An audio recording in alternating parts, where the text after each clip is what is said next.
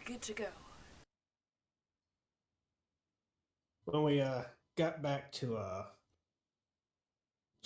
Madeira, we gave the body of King Trident back to Ariel. Um, After our mission is completed on finding out who is in control of the Kraken, Ariel then reward us with magic items of our choosing, which I personally didn't really care. I'll be happy with just payment. But Half Pint picked out a some kind of weird cooking pot thing that just makes food. I guess that'll come in handy. While Scales found some sort of orb, very similar to the one he found earlier. As for what it does, we still do not know. Uh, Later, we went to get some drinks before heading to bed, but I don't really remember a whole lot after that. I just saw the bottom of my cup and I just woke up in my bed. It's strange, but needless to say, me, Bones, and Scales went to go try to get information on some people I'm searching for. While the ladies went to, I guess they went to sell something. I'm not sure entirely. I guess I wasn't around when they had something. I don't know. But we went to the blacksmith and got some custom made order equipment, as well as seen an old friend, quote unquote, who provided me with some information on someone who might know the location of the people who may have broken into my home and beat the shit out of me. Meanwhile, the ladies also went to see Zeke's family to return a weapon. I don't know exactly what happened over there. I wasn't there. But, yeah, I got plans now. Schematics on building something that could help the party. We're going mobile.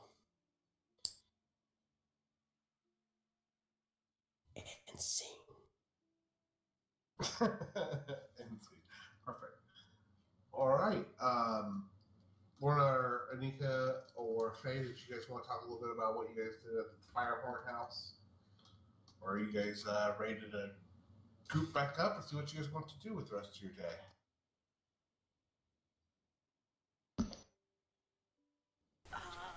Where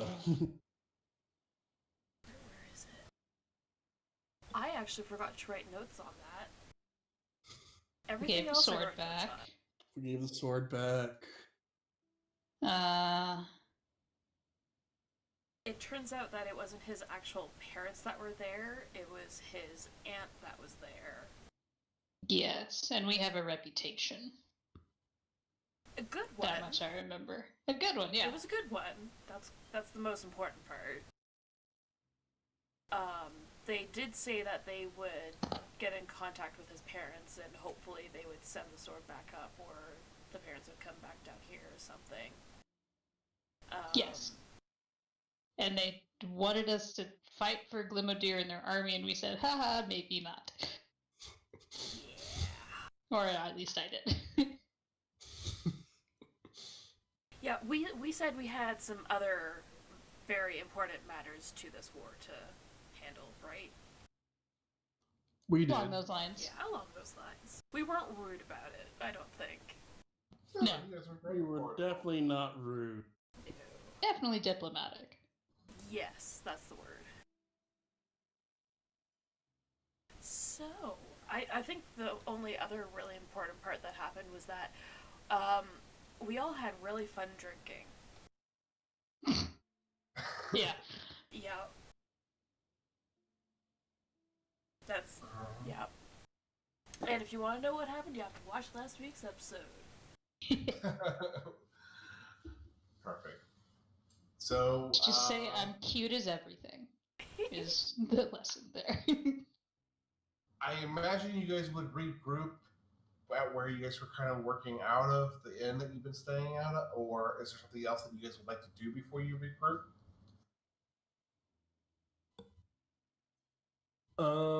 We're getting lumber. Okay. Do you want to do that still? Just the three of you then? No, the girls can help. Sure. Fuck yeah! I mean, what do you, or I mean, what do you guys want to do something different? You can split up the group however we want right now. If I get word that he needs help getting lumber, Lorna would love to.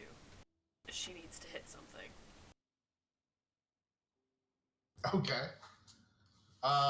Okay, so you're going to now. You want to go procure it yourself, or are you looking just to buy it, Josel? Well, is there like any good strong hardy trees, outside of Madeira or something, or are they all like twigs basically? It's mostly kinda- tropical trees and stuff. For like the landscape, they're kind of twisting and viney a little bit, but there's some okay trees. To the people that do produce lumber here are more regular for different construction projects, whether it be government slash private. They harvest some of their materials from the Verde jungle, just a little bit to the north. It's right outside of Todea. Yeah, that's too far. Yeah, he's gonna purchase lumber then, and yeah, he's got some muscles now, helping him load the wood over to the inn where he can work outside of the inn and start building that carriage. Yeah, the inn can make have a little bit of quarters for something like that. They have some stabling and stuff like that, so you could take out some of the stalls, but it'll cost you a little bit extra at night for your rent. But nothing that you can't handle. You're going to probably go to the docks then. That's where a lot of the lumber that they will harvest in Tardea and then ship back into the capital. It's way just easier for them than on land for just to ship it over. And you go find those guys, and they have some wood. How much are you looking to buy? Just as much as you need. Yeah, I thought about it.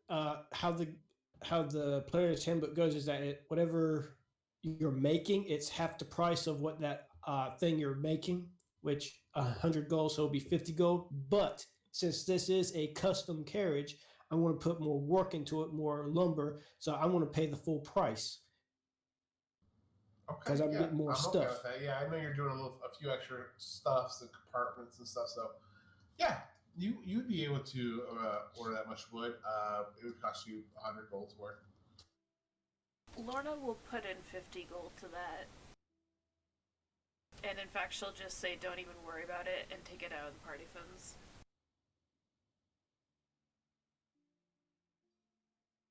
All right. So that's 100 gold? 200? How much? How much gold is that? I put 100 down. Okay, well, she's gonna give you 100 back. And tell you that, just take it from the party sheet. Wait, you guys have party loot? Yeah. That is the stupidest idea I've ever heard. That's a terrible idea. Didn't ask you, old man. No. And, typically... It's a good idea. No, it isn't. Trust me, some people spend more than others. We tried that in my previous group. Some spend more than others. He has almost like that Vietnam flashback expression on his face.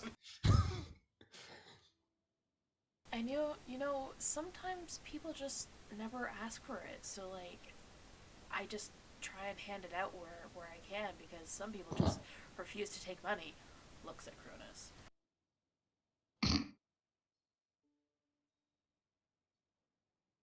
He'll take the 100 gold.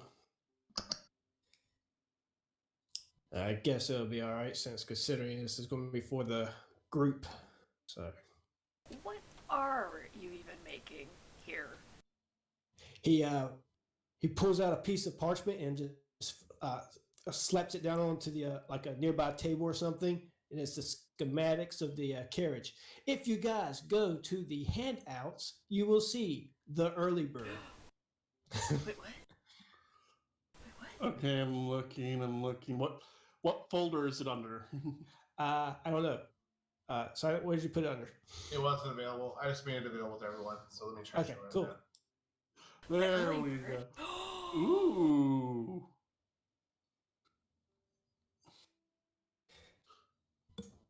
Holy shit, that's a So lot of it's an text. RV. It's an RV, a medieval RV. I love it.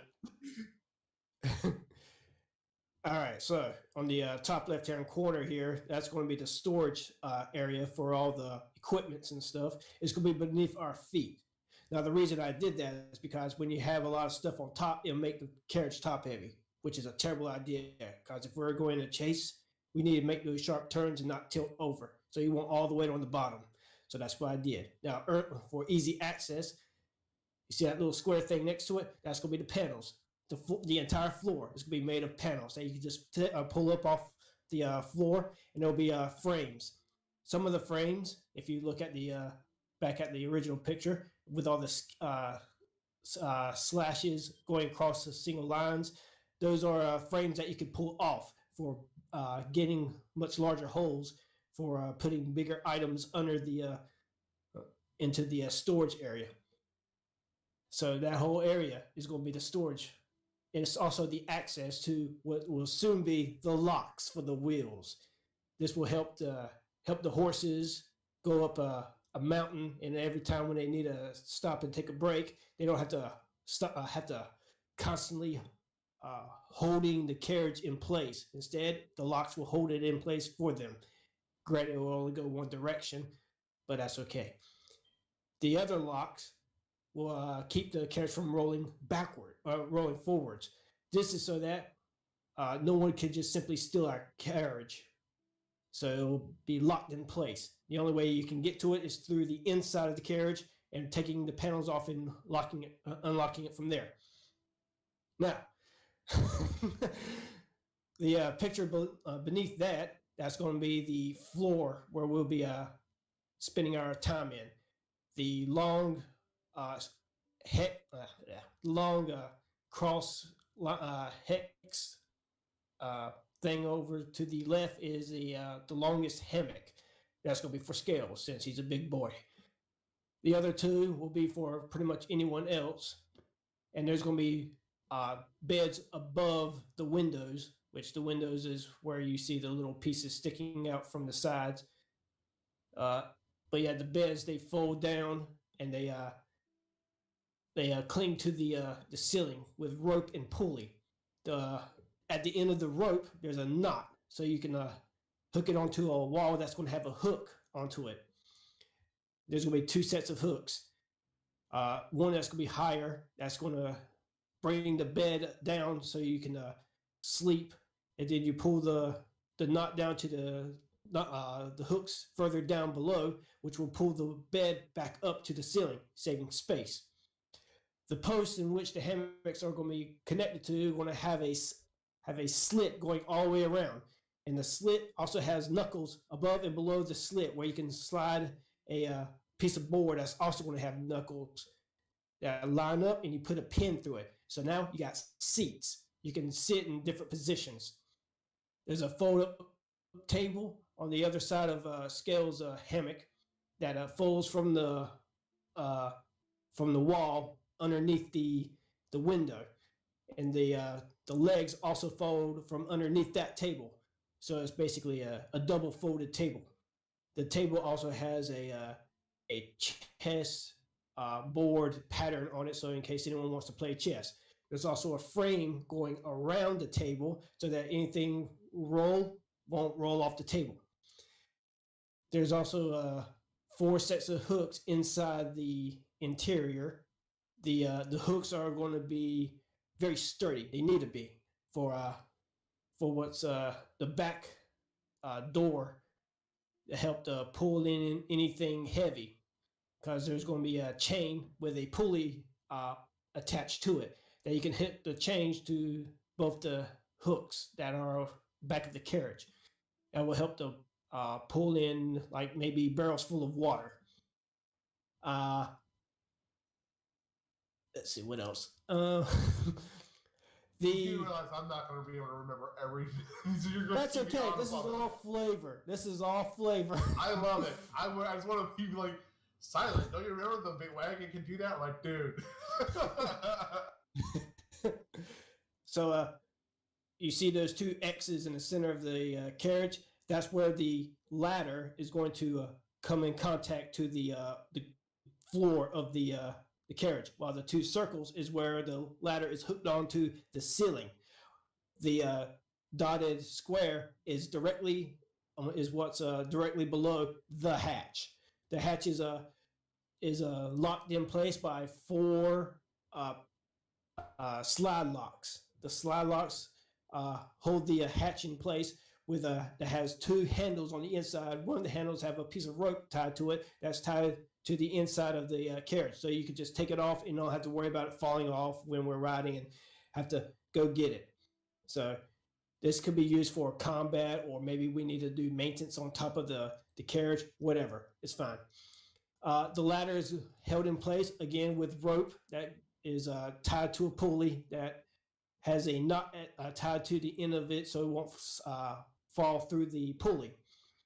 And there's going to be enough rope beyond that knot so that even a half pint can grab it and pull it down, and which will bring the ladder back up to the ceiling.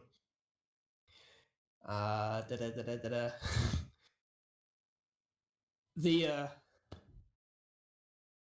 on the outside, there's going to be racks right in front of the wheels. These racks are going to hold boards. These boards are going to be used primarily for first line defense against any attacks on the wheels. So if someone tries to throw a rod between the spokes of the wheels, it won't stop the carriage because the boards are in the way. They're going to protect the wheels. Its secondary purpose is so that in case we get stuck in soft ground, whether it be dirt, sand, snow, mud, we can use those boards to wedge between the wheels and the ground, and then the carriage will be able to roll off onto the boards and ride out of the soft ground. And once we're done, we can just put them back in the racks. The windows slide between the interior and exterior walls, but it slides to the side. It doesn't slide up or down. It just slides to the side. And you got the what do you call it? The shutters. You can close the shutters and lock it for privacy or for extra defense. Underneath the awning on the back of the carriage, there is a pulley, which can help lift like barrels full of water. So you can have that pulley pull up the barrel, get it up to door level, while the pulley that with the chain, like I mentioned, that you can hook on, can have that rope tied to the barrel and pull it into the wagon. Work smart, not hard. There's also exterior hooks. The hooks are there for, of course, lanterns if we need to do any activity at night outside. It also doubles as holding the canvas that is rolled up. That's the picture on above the top right picture. Those things that's sticking out, that's rolled up at the end, those are going to be the canvas. They should be big enough to cover 10 by 10 feet. Within the rolled up part of the canvas will be a pair of 2-piece poles that will that you'll place onto the ground and hook it through a loop inside the canvas. There's also a pre-tied cord with a spike at the end of it that you can pull tight and put into the ground to hold the canvas in place. For those who feel like they're cooped up inside for too long, whenever we make camp, you guys can like chill out outside or whatever. Or it could be used for the horses to get out of the rain. What else? Actually, I think that pretty much covers it. Oh no, wait, the driver's seat. Oh my god. It has an injection button. Above the driver's seat, there is a false bottom drawer that you slide over, and you can put extra stuff in. It could be used for like maps or spyglass or whatever stuff that the driver or navigator might need. The seat is wide enough to fit 3 people, but it'll be pretty uncomfortable. You know, it'll be shoulder to shoulder. It's ideal for 2 people. A single draft horse should be strong enough to pull this carriage. But just to be safe, we're going to have 2, just in case. And oh yeah, I forgot. There's a spot at the back corner on the scales side. It's going to hold 2 barrels. There's a rack that will hold 2 barrels, and there's a pulley up there, so you can pull a barrel onto the racks and stuff, so we can have water. And each barrel can hold 40 gallons of water, so we'll be good. All right, what do y'all think? To be honest, you lost me a lot of the way, but it sounds great. Lorna's kind of looking at it, and she's kind of like tilting her head and like holding her chin, kind of like thinking about it, and then she kind of like points to the sides and is like, well, what if we extend the awnings all the way out to the sides and just add a 3rd pole in there so we can get even more coverage on the sides? Make it the whole length so we have full coverage. And then we could extend the bench out all the way to the sides and maybe have it wrapped around to cover the sides a bit more, and could put some hidden axes underneath. Well, you see, I don't want the carriage to be too wide, because there might be places where we need to be narrow. I'm kind of pushing it right now with the way it is. As far as the seat goes. What is its total length with horse pulling it right now? And width. It is 2.1 meters wide. That's right. I'm using the metric system. Fuck And yeah. in real measurements, that is what? I'm kidding. 2.1 is about...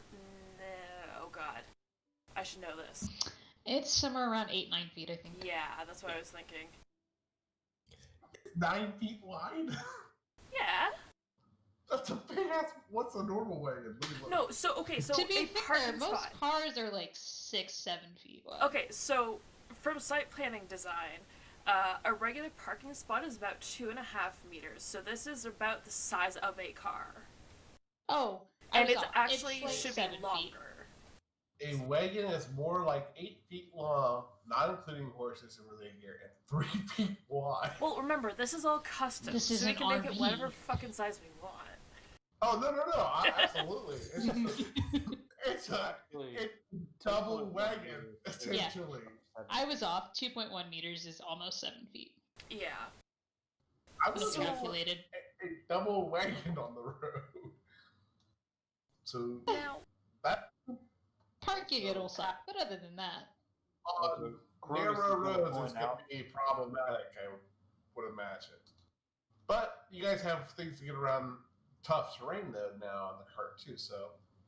Also, Cronus is going to point out that there are no wheels on the trolley. That is a bit of an issue. How many wheels are we going to need to make sure it can hold the weights?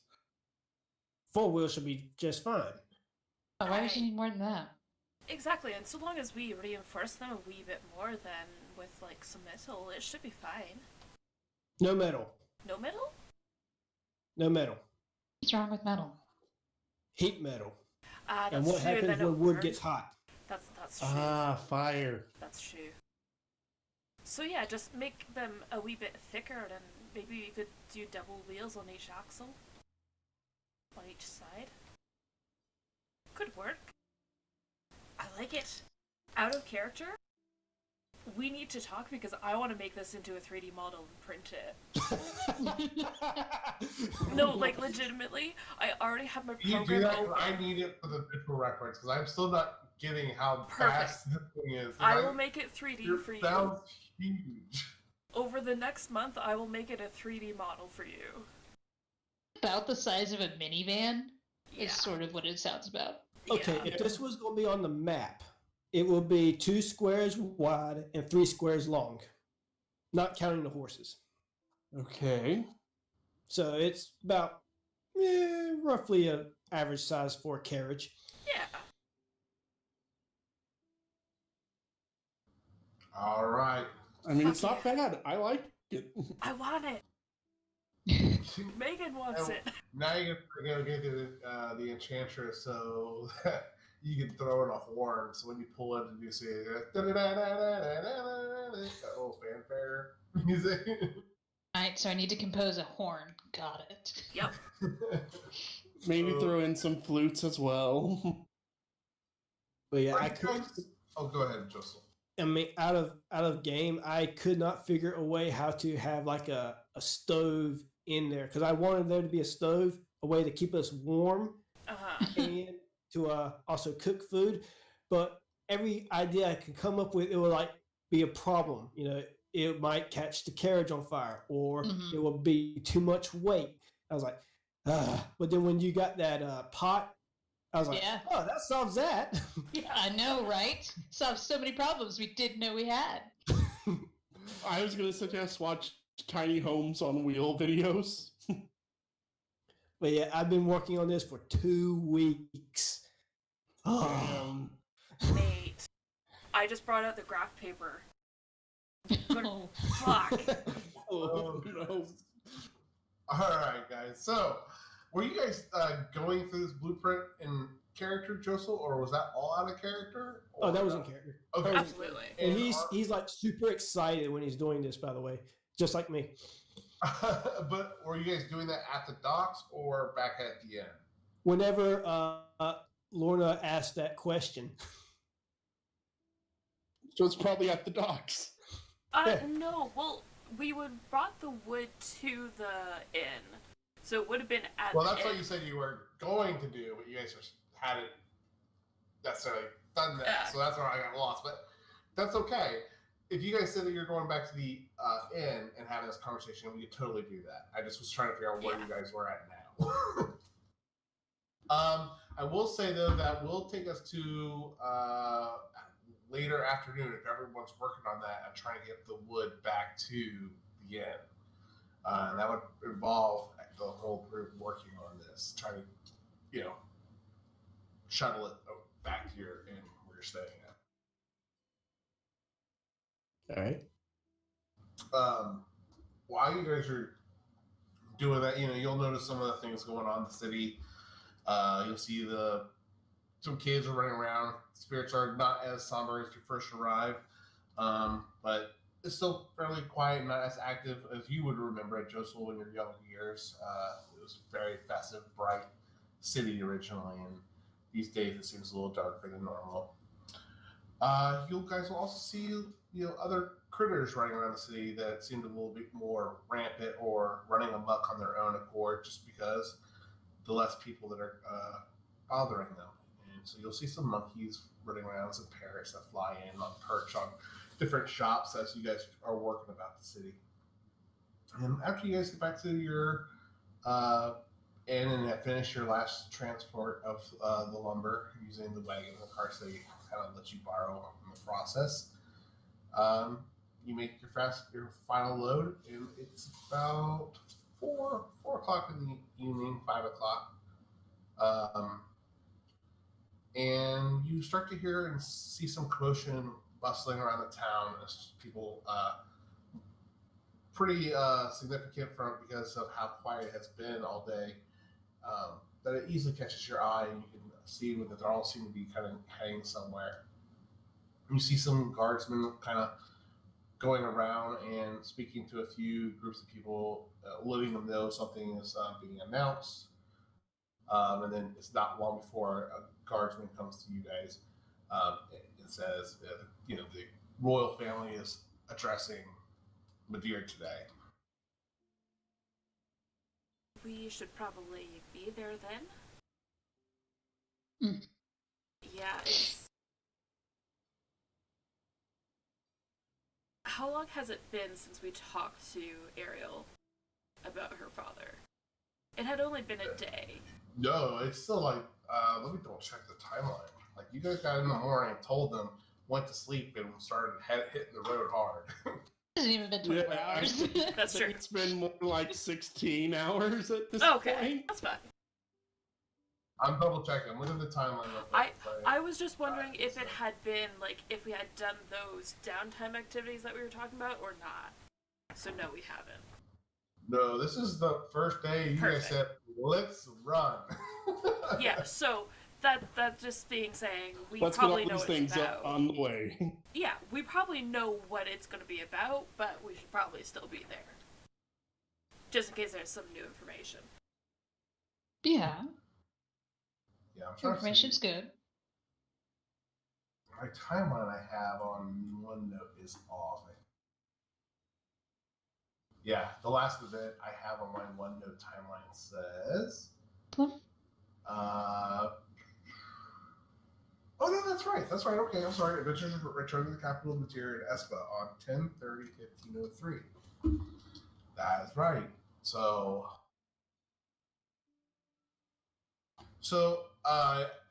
you guys follow along and just kind of prepare for the royal announcement. This doesn't happen all the time, and it's not a common thing.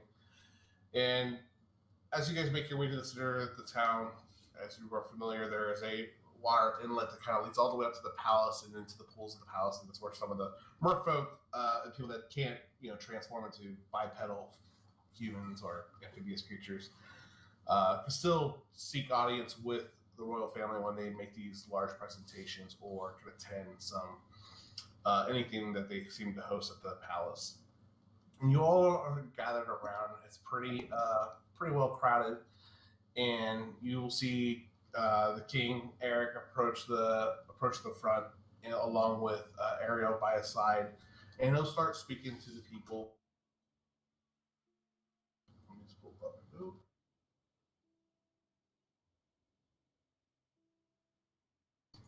So Eric will start speaking to everyone, giving almost like a eulogy or just bringing things up and informing the people.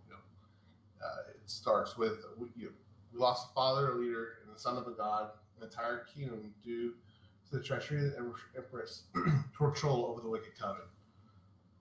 Luckily, we've got news that former king death was not in vain, and that he did not give up his life. He gave up his life in order to give all of Fantasia a chance at defeating the Empress and Coven for good. A group of adventurers named Karuda were able to save the royal family, save for the king, and forge a new trident of Neptune that he lost to the sea witch Ursula, and willingly returned it to the royal family and restoring it to the Triton family name. At this time, Ariel will kind of come up more to the foreground and reveal the trident, and it's definitely put the charge in the crowd where some are getting a little like taken aback by the sight of it. And Eric will say, "We'll continue to serve as a capital to all of Espa. That includes the welcomed Atlanteans that have always been part of Espa, that are currently fleeing their lost homes. Together, Madeira, the Atlanteans can join the pirate order in fighting against the pirate blockade and the attacks against our ships. Though we lost a bastion, another city of the Western Kingdoms. Perhaps we could find a slight silver lining here that we can coordinate all of our efforts against one force now instead of a rescue mission that has been already completed for us. So today is our news indeed, and I look forward to the kingdoms united all together at one place. We'll have a funeral for the late King Triton at the end of the week. After Hallows Eve has passed, and no news of Ursula or the Wicked Coven has been received. You hear some people shouting questions and to that effect of, have you heard about the recourse? What's Ursula going? What's the Coven going to do? Did you hear some people are shouting out saying, is Ursula dead? And Eric pauses here, feeling all these things from all these different people that are just asking wild questions. And he said he'll simply just gesture that we continue to pay attention to our defenses and grow our strength so we can stop any kind of threat against Matir.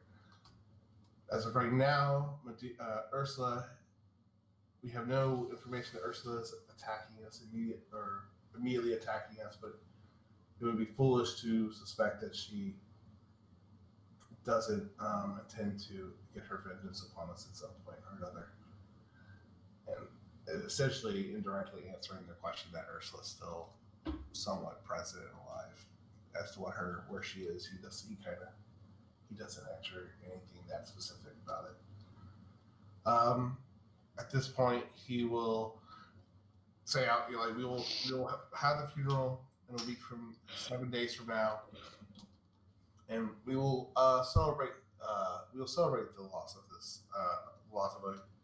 the memory of our fallen king Triton, and everyone in Matir will be welcome to the ball with food and drink and dance, and I think it'll be a wonderful way to welcome the Atlanteans when they finally do arrive to Madeira, those that make the journey back here.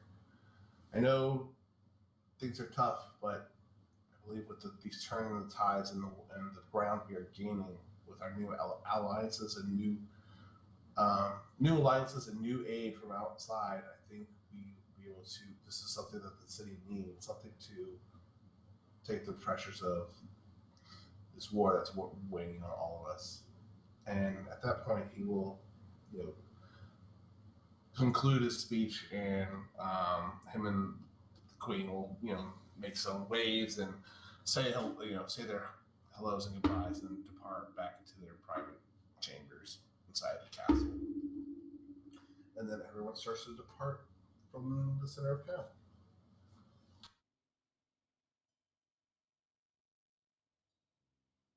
Okay. So, Well,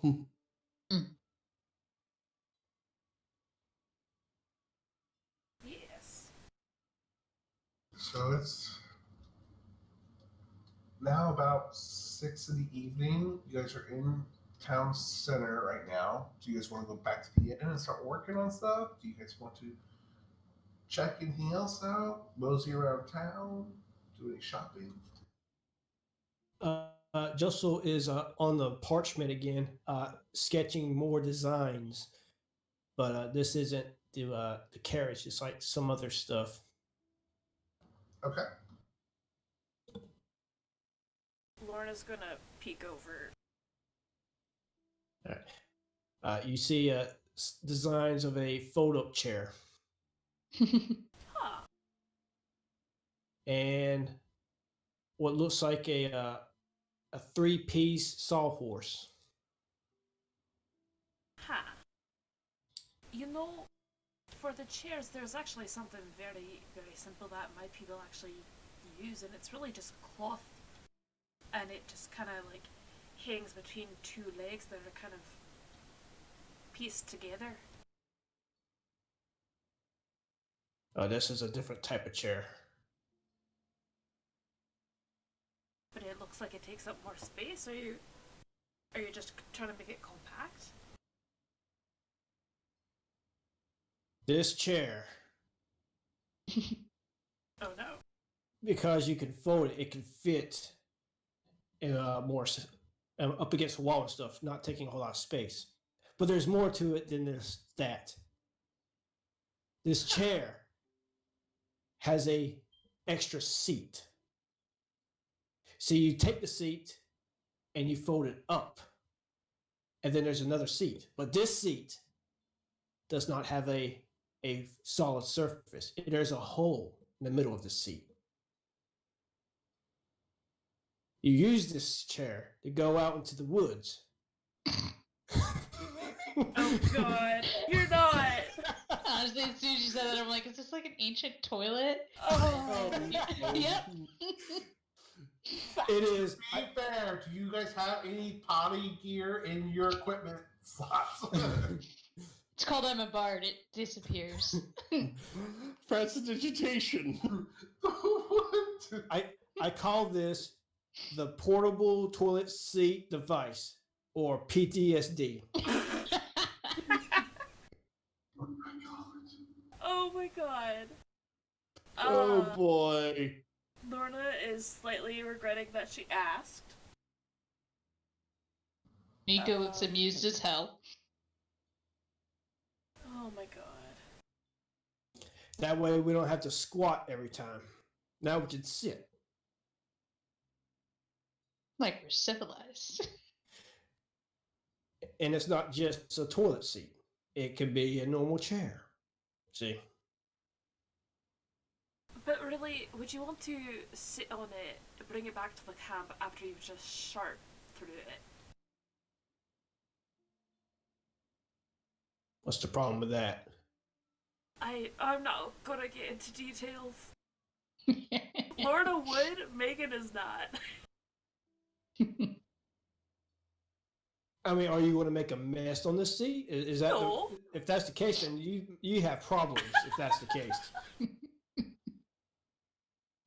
Anyway, so Lorna and Josel are just discussing dietary habits and how that affects the design of this new portable toilet. What is the rest of you all doing while they have these discussions of great intellect? Oh, I'm laughing about this and interjecting with absolutely useless comments that just fire off more discussion. So you're spilling the fire. Thanks a lot, Anika. Cronus, what are you doing? I'm gonna say I'm gonna be off my own little world, trying to examine the black orbs. Okay. Are you just doing that out by the stables, by this inn, or are you doing that in privacy? Where are you going to do? I'm just gonna, where they are, I'm probably just gonna sit there and just focus on that. Okay, you find a little corner. It's not super quiet, so it's hard to find a deep meditation. But go ahead and just do a wisdom check. We'll see how well you do. It's decent DC though, due to the distraction. Oh, you're fine. 21. So yes, you focus deeper on it, and you learn more of it. It's more of the same as that. It is part of many and connected to you in some way. And it'll take a little bit more time of focus and study to understand what this new part adds to your what that new part means to you, basically. But what about you, Black Bart and Faye? What are you guys doing while they discuss poop and bathroom? Faye is wandering off. Okay, you're going to go wander around the town then? Yep. Okay. You want anyone to go with you, or anybody you want to join, Faye?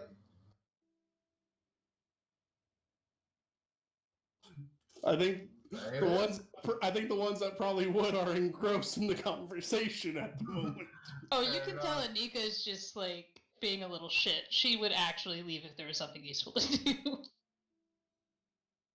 Sure. However, this is far too entertaining. It's true. What about is Bart? I guess you're staying behind too. Are you? How are you? Are you? Cause it's starting a little bit later. Still some daylight, so you're not going to be really have to worry about your presence. But very soon you might have to pay attention to that. He's just looking to some servants. Get some torches. This might take a while. Okay. All right. So Faye, you start wandering around. Is there anything particular that you're looking for, or starting to seek out? I guess Faye is kind of looking to possibly pick up an instrument to try and learn as we're traveling. Sure. Yeah, you can find a store like that. Let me see if there's been one that you have visited that would have that.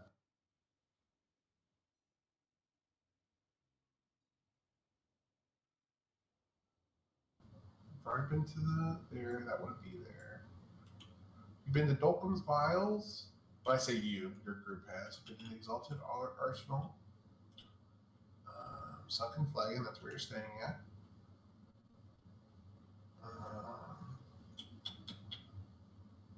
Sorry, so you're looking for what one more time? You're looking for Music instrument. You know what? I think you might be able to find one over at VS's Arcane Gifts.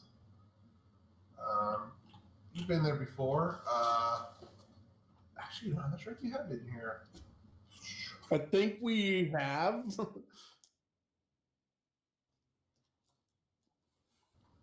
All right. I think we have, because I think we picked up some books here.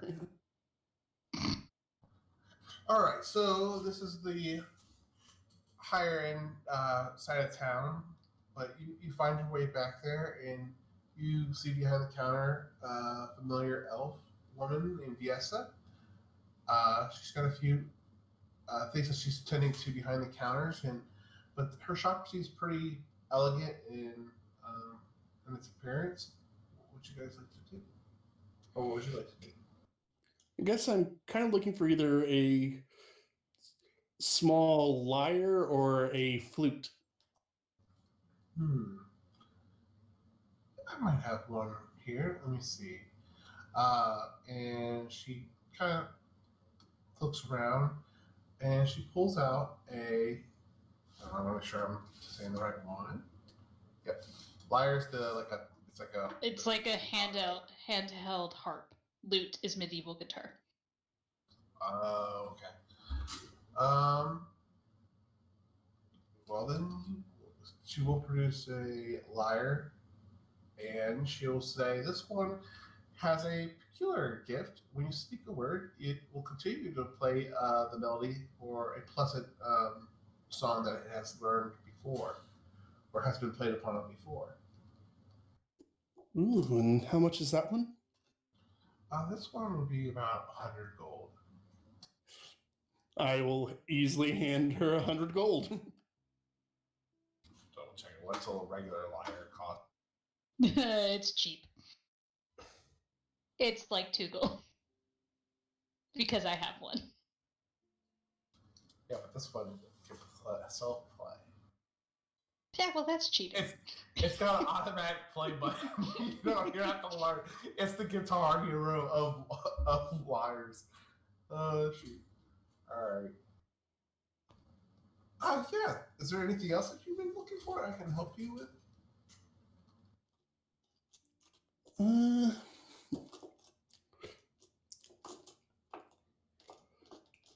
Faye's trying to think of what else she might want. You probably don't have much books on the Elven pantheons by chance, do you? Oh, anyone in particular? I'm looking more into the Jukurelin and how kind of the rebellion that happened with the splitting of the two pantheons that resulted in the Drow pantheon and the and the other Elven pantheon splitting. That'll take me some time. My library is not as extensive as others, but sometimes or perhaps just books on Illustrate you might have. I probably have something specifically about that. Let me go see. And she'll wander off, and this time she is gone for a good 5 minutes before she finally comes back with something. She goes, "I don't know how accurate it's pretty dated text. I you know I assume it should have everything that you're interested in. How much is it? I think we said books before, like 10 gold." I will hand her a platinum. Thank you. Have any of your other friends come back with you? Do they need any assistance? They Well, are if so, discussing. let them know I'm here. I'll let them know if they're done with their discussion of a very unpleasant matter for a carriage that is being built. You guys are building your own carriage. Couldn't you just buy one? One of our companions, Josel, came up with the designs for one. That's honestly better than any carriage that could probably be bought, but we'll see. We'll see how it turns out in the end. Indeed. He might be looking for someone to help enchant certain parts of it, though.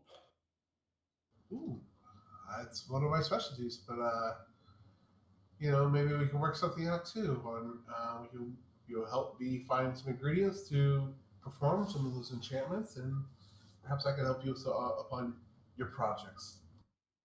Of course, I will let him know and see what the rest of the group thinks, and we'll come let you know. I don't hope to be too nosy, but you wouldn't be happy.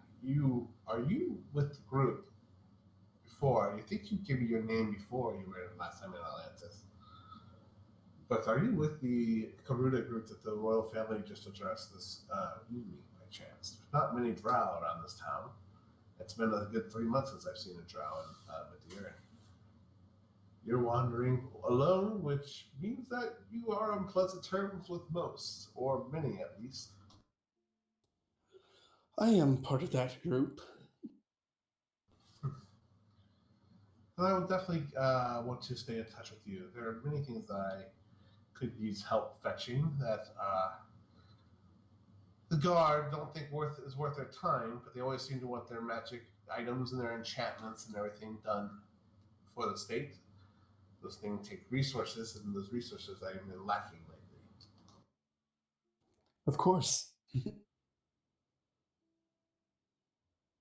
Excellent. We'll stay in touch. I will.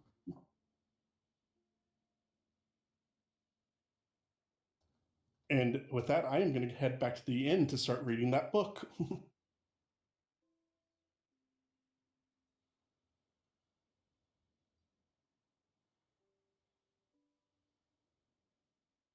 All right, back at the end, is everyone? What are you all doing at the wagon? Are you guys just going to work on that for the rest of the night and then call it a night, or did you guys want to go inside and get to have any more discussions with the now returning Fae? When Faye gets back, Joseph will be like, "Kid, come here,"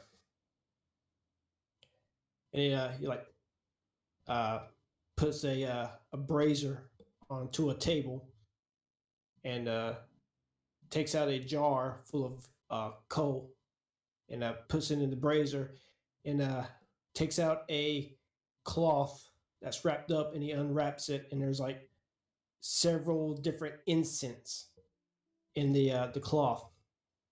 So I promised you I'll show you how I did my familiar spell.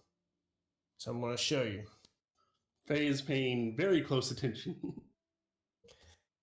All right. So,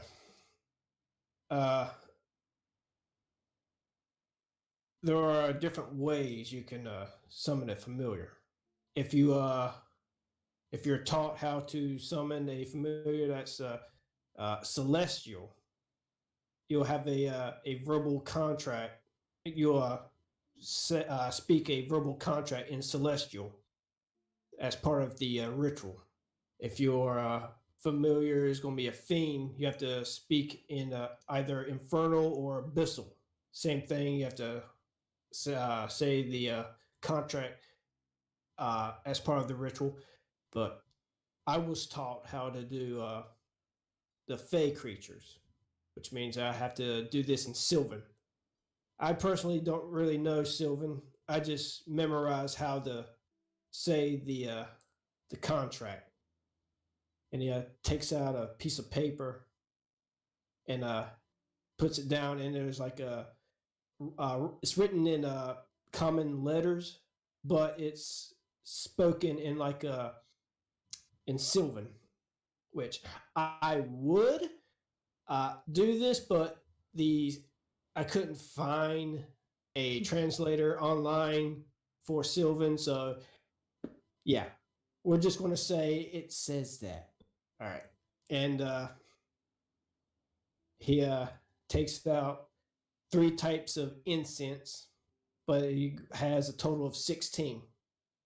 And sorry, sorry, I want to draw on your map. What? All right. So, say this is the bracer. He's going to put 6 incense sticking straight up. Oh, these are the stick incense, by the way. They're sticking straight up. These are jasmine. And then he's going to have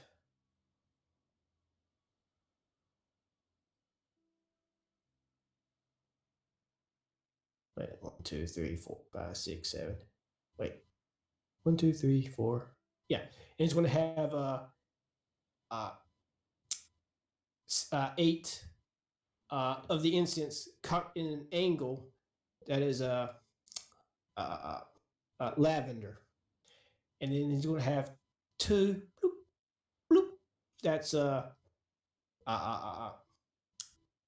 rose, and he says when these are burning like in this position, these particular incense position in this way, this will create an octopus. But I'm not going to do an octopus. And then he's going to do another one. He's going to clear those incense. And he's going to bloop, bloop, bloop, bloop, bloop, bloop, bloop, bloop, bloop. 1, 2, 3, 4, 5. 14, 15.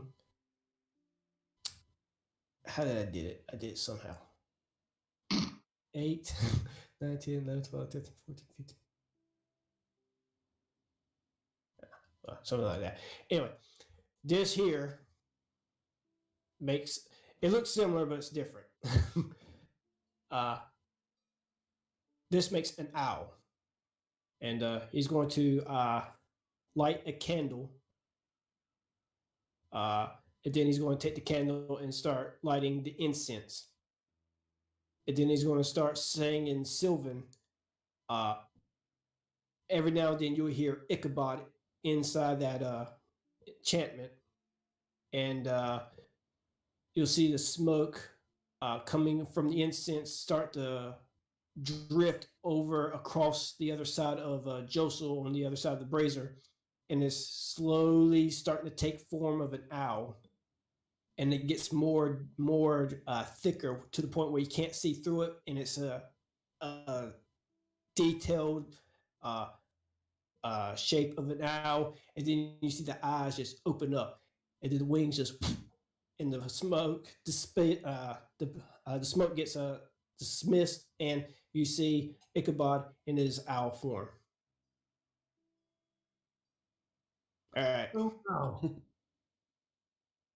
Now, there are different ways on how you have it take a different form, but I only know the two because that's all I really need to know. I'm sure you could find maybe a book or a scroll that might have more creatures in it, but the more exotic ones are going to be hard to find and probably far more expensive. But yeah, that's how I did it. Any questions? Faye is just writing down everything you just said. All right. Oh, I did my good deed. And he's going to. What time is it? Now that Faye is back, it's probably closer to 7 now, 7 or 8. Okay. That range. He's going to get a bite to eat. Okay. Staying there or going out? I mean, if food is right there, it's more convenient. Sure. They're serving, and they'll be able to make pretty much any special requests. Normal Espen dinners. Is there anything special that you're looking for, or just house specialty? Yeah, I ain't chicken. Of course, we have chicken. All right, I have meat chicken. Okay. You place your order. Everyone else just hanging out in the inn and also eating, or anyone else? Actually, eating? Oh. No? I would like to head out and find a secluded place where there's not people around. Okay. Preferably somewhere in like, it's going to look sketchy, but like an alley, probably right out back or something. An alley behind the inn. Yep. Do a stealth check just to see how noticeable. Are you not trying to hide this? I mean, I'm not necessarily trying to hide it, but you want to be left alone while you try this. yes. So go ahead and do a stealth check. See how discreetly you are. Not legitimately like trying to sneak behind barrels and tuck across or roll across halls, but yeah, you're sly enough to slip off alone behind. Well, as far as you can tell, alone behind the end. All right. So I'm gonna reach into my bag of holding and pull out my jar of acid. Oh, okay. And I kind of just want to dump it out and pretty much just refill it. But I want to check the egg while it's empty. Well, I'm not sure that the acid has a quote unquote shelf life. The acid is a little bit cloudier and murkier to see through, so it's a little bit hard to make out the egg. But as you inspect it through the liquid sloshing around, you don't see any like damage. The egg seems to be in fairly good shape, but the acid looks like maybe you could replace it to help with its incubation period. Yep. Go ahead and do a nature or a medicine check. Probably should have you do that first. Yeah, so that's all you glean. It's just the water I keep saying water. The acid just seems like it is not as brightly colored as you first placed it into the jar. So just want to go ahead and I guess pour it out and refill it with my acid breath. How do you safely dispose of acid? I am legit. I am acid. I'm not just- sure. I'm just gonna dump it down on the ground. Which, by the way, people in real life who are watching, that is not how you safely dispose of acid. Just saying. It's not. No. But I'm saying, But like, I'm pretty does sure it lost eat its- through rock and stuff. Like, so if you pour it on the ground, is it just gonna eat through the ground? It's like, do they have medieval kitty litter? Like, I mean, And a I'm pretty basic sure solution? acid I'll has dump it out and I'll just kick some dirt on it. I'm pretty sure the acid lost its potency. Fair enough. Possibly. I was saying with the stonework and what's already kind of running the water and stuff through the street from previous rains or just the humidity of wonderful Espen here, even though it is fall time, it subdues the acid and it drains down the street drain, and you're able to empty the jar and get a better look at the and a better view at the egg itself, and it does seem to be in good shape. You're welcome to go ahead and do another medicine or nature check. Do a quick int check too, real fast. I just want to see, or not int, history, intelligence, history, or intelligence or history. Okay. You are recalling things from the book. It's harder to get accurate details from the book that you read a little bit ago. But looking at the egg and the size, it has grown a little bit and it's changed in the scaling that are upon its shell. I think this egg is getting fairly mature in its incubation period. By that, you can probably assume that it was already being incubated for some period before it came to Fantasia. I'm sorry, before it came to its wall. Would you like to try to spit your acid breath into the jar? Yep. All right. You do so, and it takes a little bit of effort, but you are managing to get it in the jar like you did before, and you reseal it and place it back in your bag, and it continues to incubate in its acid jar. All right, and then I'll head back in now. Okay. You are inside now, eating, drinking. Is there anything specific anybody would like to order? Oh, yes. Not the one that turned Or me into do. a pig I'm last sorry. time. Order or do. I'm sorry. Lorna would love to get another fancy drink. Doesn't matter what it is. She'd like to try something new, you know? She's not from the city. She doesn't know what's local. She'll have whatever Josel's eating. It's just chicken. Just Is plain it like, chicken. Just boiled chicken. oh, Yeah, not even like flavored chicken. Just edible chicken. Yeah, just chicken. So, you want to roll a D100, or is it something you want me to choose something for you? no. Okay. I don't have it open yet. Sorry. God damn it. Walls keeps sending me good shit, and then I lose his stuff. I sent it to you.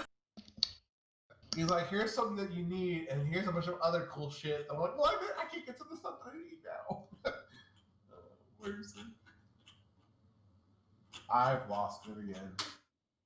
God damn it, hold on. Pat. I have pinned the message. Thank you. Wait, it's pinned. Oh yeah, I just pinned it. Oh fuck yes.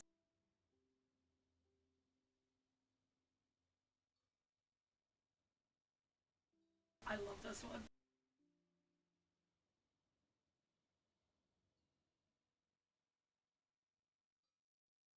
Sorry, adding that link to my special resource channel. All right, what did you roll for, Lorna? 89. A mean of invulnerability. Once drunk, user makes a DC 15 Wisdom check. On a fail, believe they are immune to all damage. Damage doesn't. They do not take damage effect for 10 minutes. User will still take all damage as normal. That's awesome. All right, yeah, go into the wisdom save. Fuck yeah. Is it a save or check?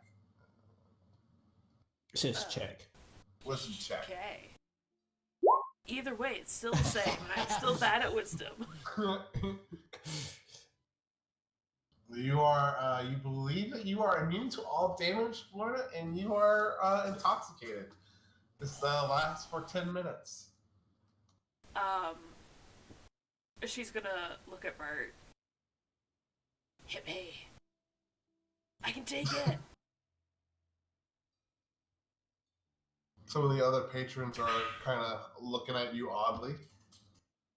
Who wants to fight? I hit her if Bart doesn't. I mean, is there anyone within 5 feet of Me. Yes, there are people within 5 feet of her. Do it. Are there combatants within 5 feet? I'm getting ready to hit her. Well, then no. Take attack won't apply, so no. I mean, she's I'm letting getting you ready to hit her. So yeah. Well, sneak attack won't apply then, since Anika's there, so I'm not gonna bother. It would have though. Yeah. Make a so That's Lorna, true. you're I'm an ally within 5 feet. Okay. I guess regular attack. Whatever Yeah. you want. It's gonna hit her because I'm she wants letting to you. hit her, but yeah, just go ahead and roll the damage for a unarmed attack, I guess. With sneak attack. Well, Yeah, a with D4 plus sneak attack with- your sneak attack. Okay, so 3 plus 19. Yeah. Holy shit! All right, Lorna, you take a good little wallop on the head from Bart, I didn't but feel you don't feel like fucking you've been thing. hurt at all. I didn't feel that. When he You hits guys you, are drunk. when he hits you, Lorna, you do run into some people and you get quickly up on your feet. Go ahead and do a perception check for me. Oh yes. This is gonna go. Not bad. 15. Okay. You're intoxicated. Don't. But you are drunk.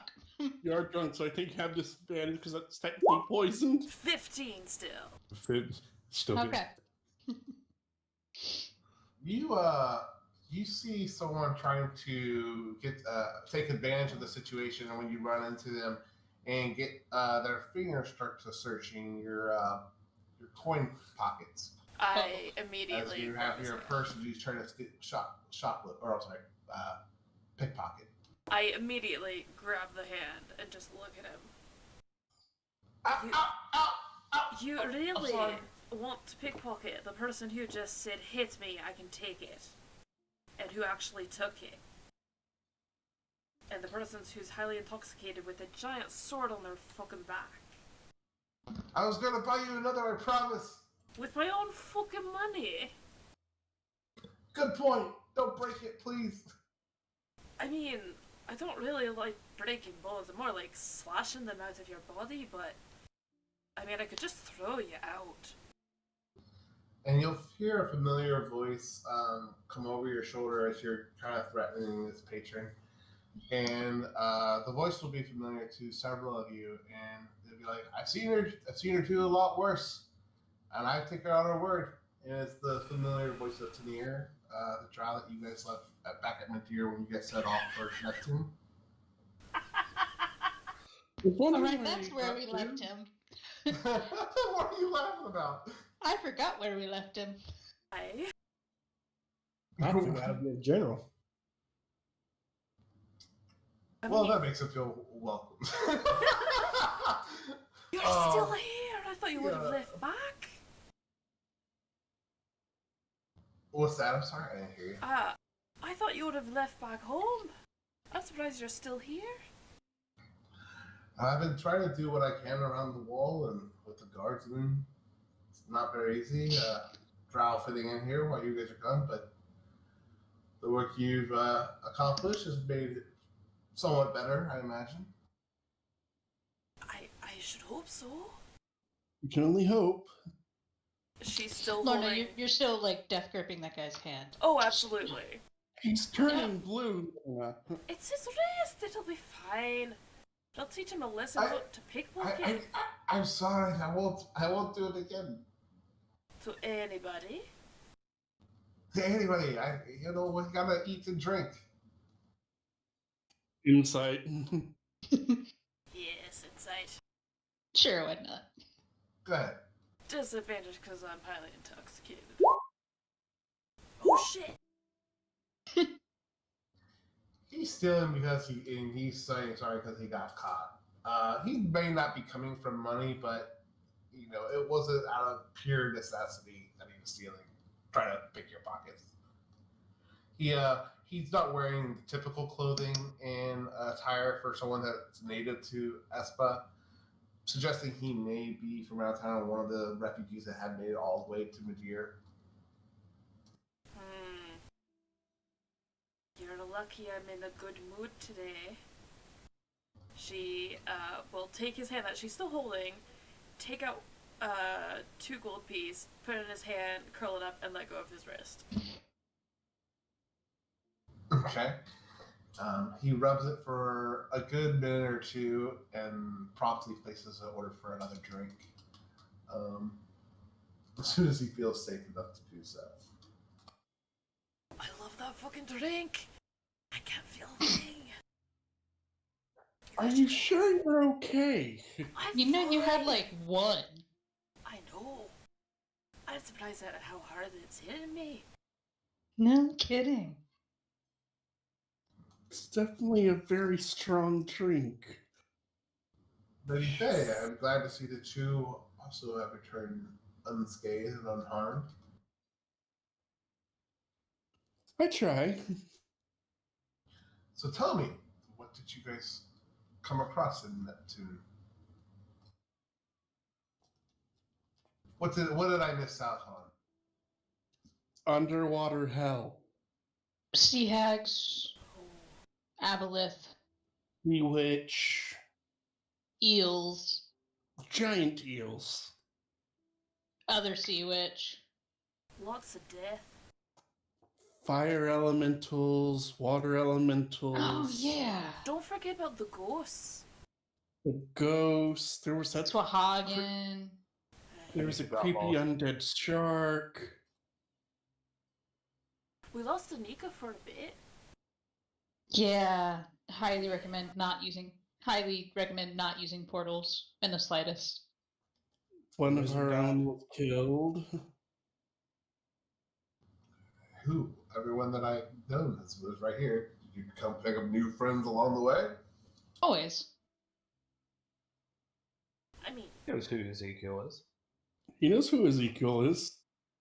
Ezekiel. Did he meet Ezekiel? yeah. Yeah, he did. Oh I yeah. Pirate thought- ship. Uh, Pirate ship. Pirate He was ship. there.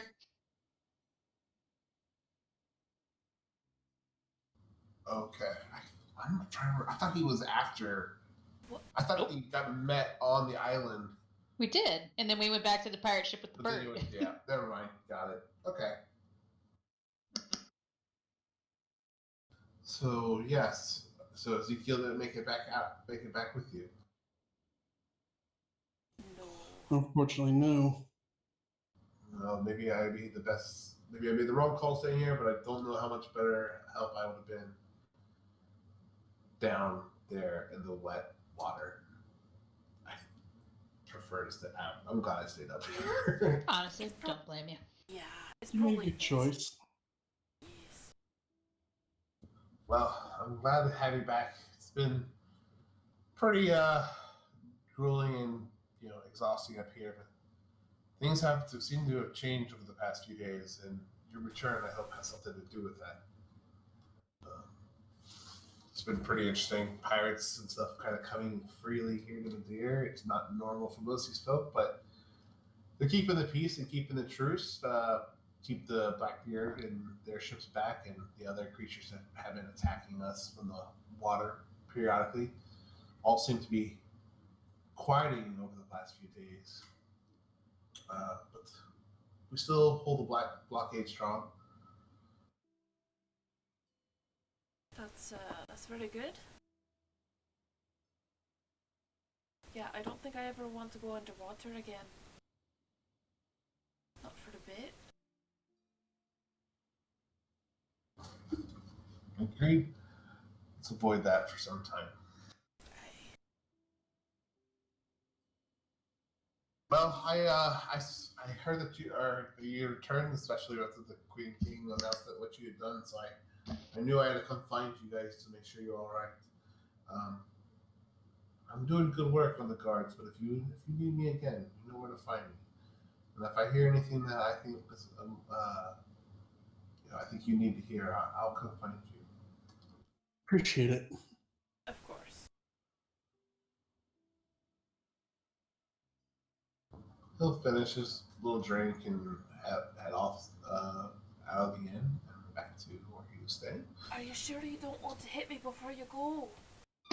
I've seen what happens when you hit people back, Mona. But I'm not going to. I didn't hit Bart back yet.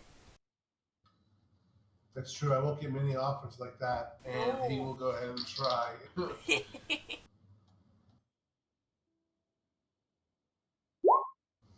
And he gives you a nice, gentle punch into the upper shoulder. Nothing to give you real damage, but just enough to make you feel it.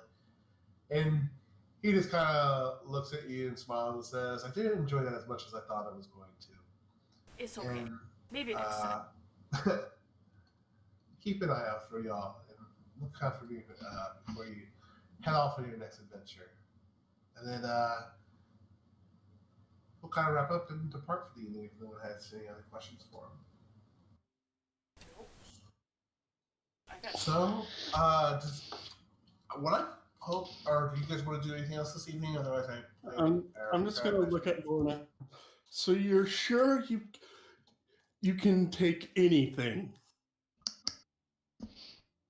Let me reread that. 89. She can't Yes. really, but Yep. you believe she can. I would Absolutely. say also this only lasts for 10 minutes. I'm thinking that you're at the tail end of the effects, but what were you trying to get off?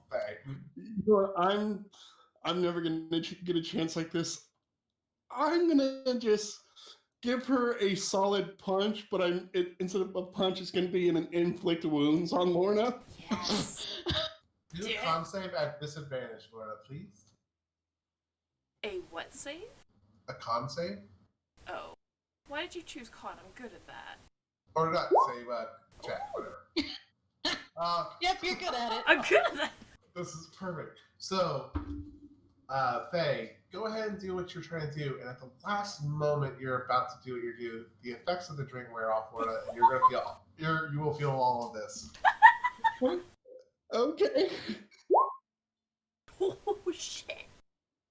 Like, she's like, I got this, and all of a sudden, like, you see it happening, and you feel like, I feel funny and different. This is gonna hurt. Yeah, and also, I do take all the damage that was taken previously. Yeah, I would say, because we're not doing PvP here, let's just kind of, like, half it. Yeah. It's I'm okay. not trying to hurt her. I'm non-lethally doing inflict I know. wounds. I still have plenty of hit points. It's I only don't brought think me it down would to have half been health. near that level anyway. I don't Should be think you fine. can non-lethally use magic, Faye. That is fair. You know. It's fine. I'm still Yeah, at that point, tickling. Yeah. but the spell definitely. I'm trying to get the bar matron's or person's name real quick. You go. You see a large human male coming around. And he's like, "Hey, no magic in here." Jesus, Okay. I'm trying to break shit. What about your drinks that turned us into animals? Well, I mean, that's all the good fun. I'm just saying, don't like attack people here in my bar. To I be want to do fair, that. We'll she get a asked fight for it. pit going and do it tit for tat, I guess. What was that, Nika? To be fair, but I point to Lorna, she did ask for it. She did. Yeah, if you can't handle your liquor, I don't want you here to bust up my place. I can handle my liquor as she's like bleeding from the mouth. Lorna is under the effects of the bloodied status. Yes, she is. I'm feeling woozy, man. I will just casually, after I do this, also do a level 4 cure wounds on Lorna. Thank you. What the fuck is in that drink? No. You heal for 25. Pretty sure it's called false confidence.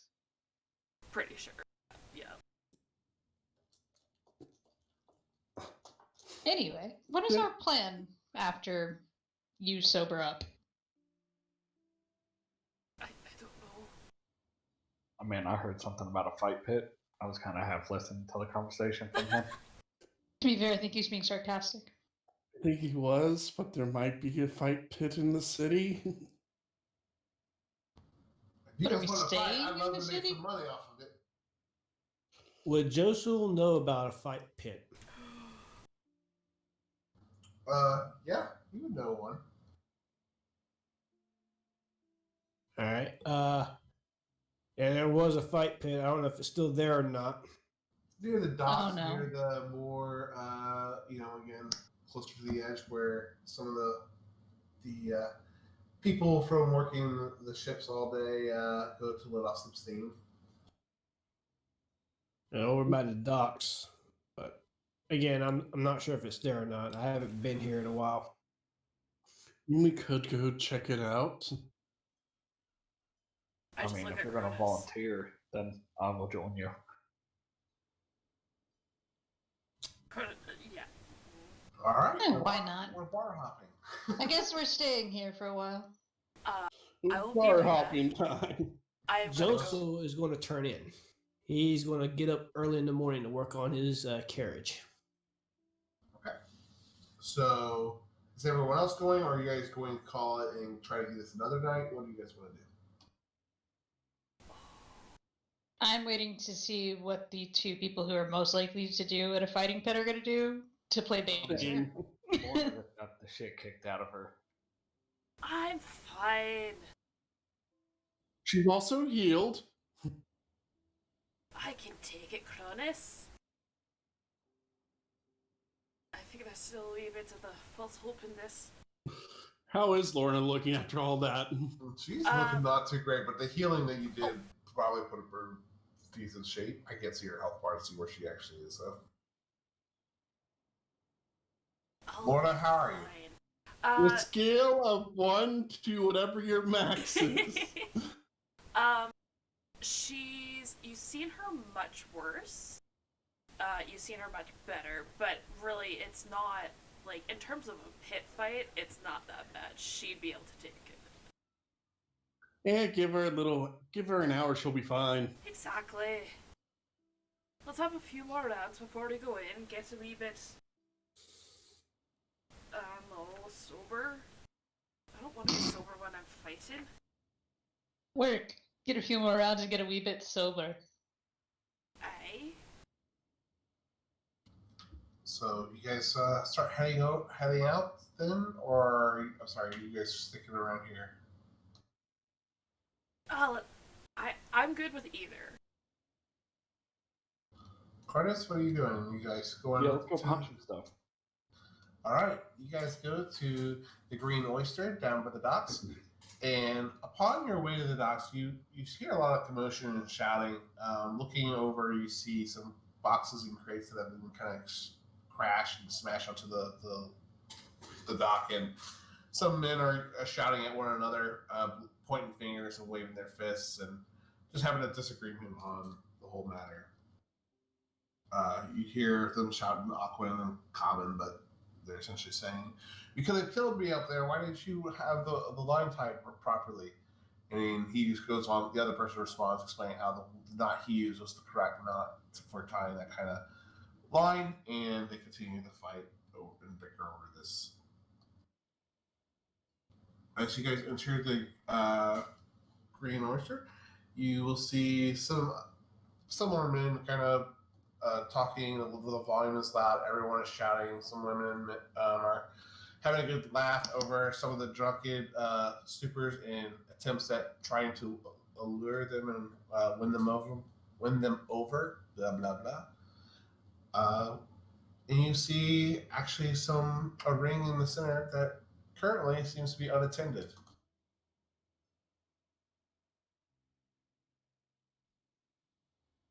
Who wants to go first? So, are you two fighting each other, or are you fighting other people? I mean, honestly, I'd rather fight somebody else. I can fight her anytime. That's true. That is true. But now, seeing as I've already fought you there, Dragon Man, what I take a go at the big one, and then you go ahead and fight whoever you want to. Well, hang on. And then as I say that, I'm going to jump on a table and examine the crowd. Who either looks the most confident, or like they're the biggest asshole? Or both? You jump on the table, and you'll hear one of the bartender shout at you, "Hey, get off our tabletop! What are you doing up there?" Hang on.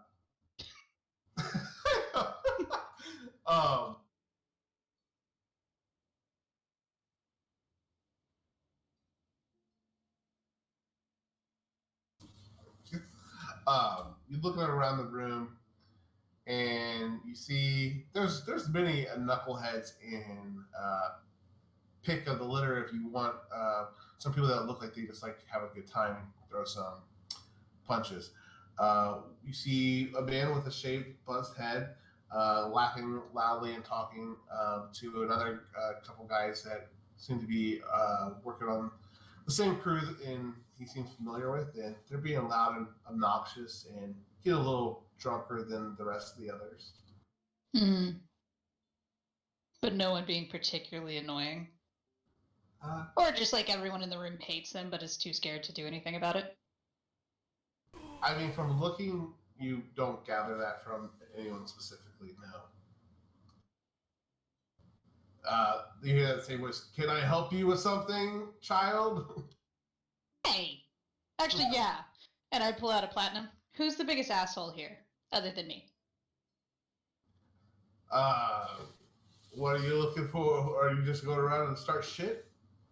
No. Just trying to brew up trouble, little lady? A little bit of always, but not particularly at this moment. And I point over my shoulder at Cronus. He wants to fight someone, and I prefer it to be cinematic.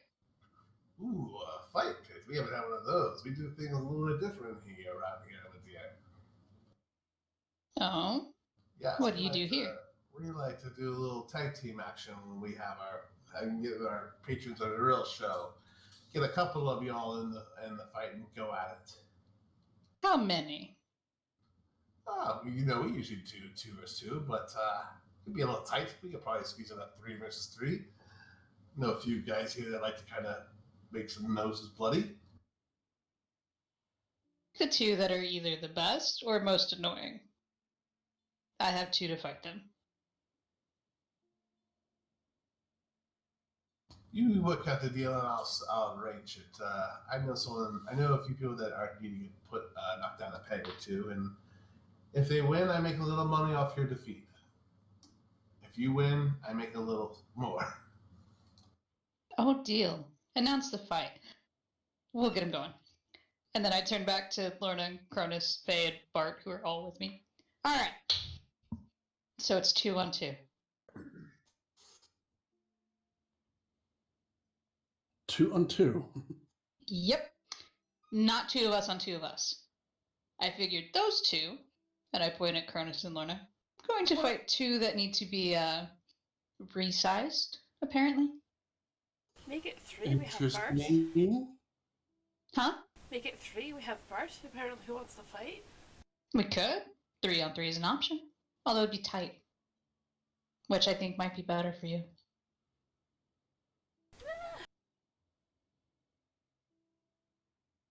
Doesn't matter to me.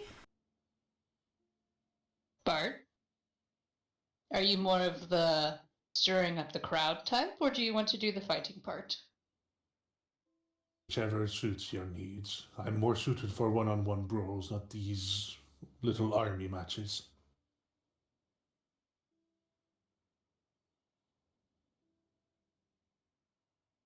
Yeah. When do you turn into a skeleton exactly, Bart? Don't you blow out the candle and find out? 'Cause I think we need a bookie.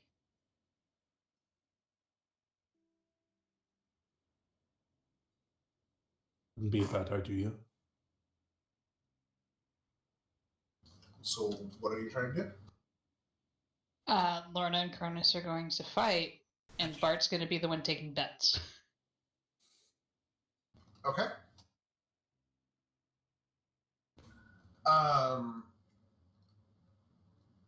No. Shoot, you know what?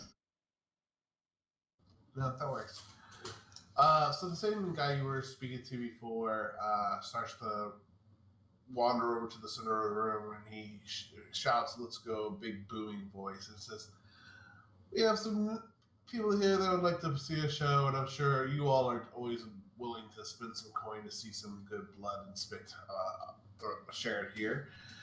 Our dear and you have volunteered to take on these new challengers, and what are your names again? Anika, he doesn't know your name. He calls us you, Anika, trying to get the names of your 2 contestants. All right, we have Lorna McKinley Of Dumbledore.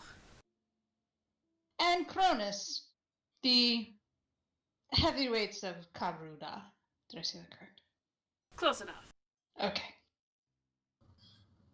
Saying Karuda, and after hearing the speech earlier today, Rodiana and you look at each other and look at the owner and said, "This is not. Wait a minute. Hold on. This is not what you told us we were getting involved with." But they kind of turn around and they shake it off, and they're like, "This is obviously just a non-lethal fight pit, no weapons and no spells." So they're still fairly confident they can take you in a one-on-one match. But hearing Karuda definitely will put them at disadvantage for the first round, so they get their confidence back a little bit. So you guys have the option.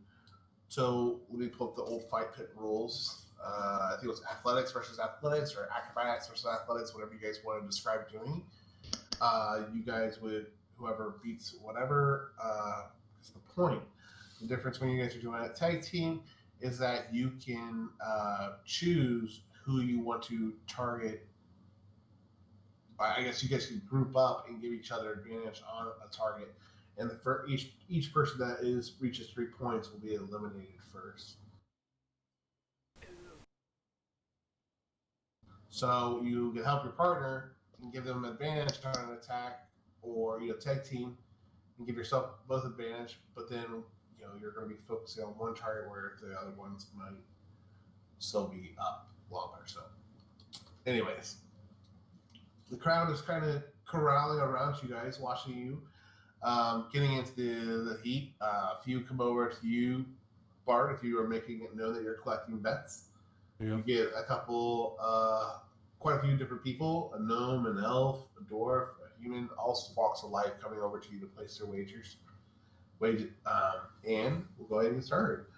So Radir and Vivi will try to kind of shake off the initial surprise from the name drop of Karuda, and they're going to come out swinging for you guys. Is there anything you guys wanted to do before the beginning of the first round, Cronus or Lorna, to get ready for it? Lorna is going to, first off, give her sword to Faye. We're not allowed to use swords. It's just like boxing, right? Yeah, it's no lethal force. This is just a. Lorna is giving her great sword to Faye, saying, "Don't drop it. It has sentimental value." I struggle carrying it. And she's also. I laugh. And she's going to give the bag of holding to Anika. Yeah. She will then step into the ring, kind of like rolling her shoulders, and then she's gonna do she's gonna yell out and go into a rage. Okay. So definitely roll with advantage. Cronus, is there anything you wanted to do prior to round one? How brightly lit is it? The ring, you got torches and stuff, or oil, not torches, like oil lamps around enough to give off good enough light. There are dim pockets of light around the room, but the fighting in the ring is pretty well lit. Okay. I'll go ahead and just take my gauntlets off and put them in my bag of holding, and then hand the bag of holding to Anika as well. I accept both. And then I'm just gonna jump down in there. Okay. All right. So the guys are sparring off with you again. They were doing all that stuff I said before. You're okay. They are coming at you guys for round one. The one man named Radir, he is coming with a big swing from the outside at you, Cronus. Vivu is coming after you, Lorna. So go ahead and roll. You guys roll with advantage, athletics or acrobatics, and they're going to roll with disadvantage, both of them. Who are you guys targeting as well? I'm sorry. I'm gonna target the one that's swinging at me. Yeah. For this first round, at least, I'll target the one that's swinging at me.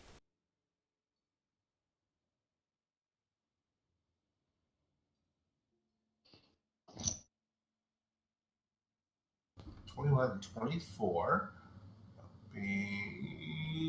So they got you the first round. So they lock up with both of you, and they do trade blows with you the first time through, throwing a decent punch at your ways. They don't seem to be as dexterous as you, Cronus, but they definitely seem to be strong. Real quick, what is that roll? 2d20. Oh, I'm so sorry. You're right. I'm the rolling at disadvantage. 7 and 8. Yep, they both miss. So you guys do get the first hit on both of them. Thank you. I forgot I was doing disadvantage the first round because of the name drop. So yeah, you guys get the drop on them. Ignore what I just said. And after they kind of they have to make a DC save, don't they, in the first round? Oh shit, yeah, Since because they lost they by failed by 5. so much. Yes. Shit, let me find that rule again. Blah, blah, It's just a blah. con save, isn't it? Yeah, the loser making a con roll to avoid being rendered unconscious. Either DC equal to the knockout roll or 15.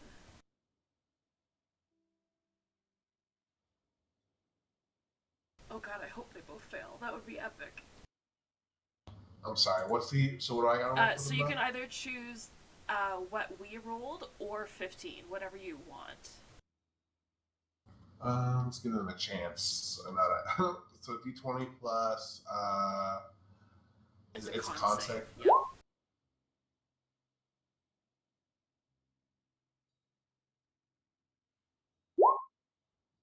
All right, that's one out like a light.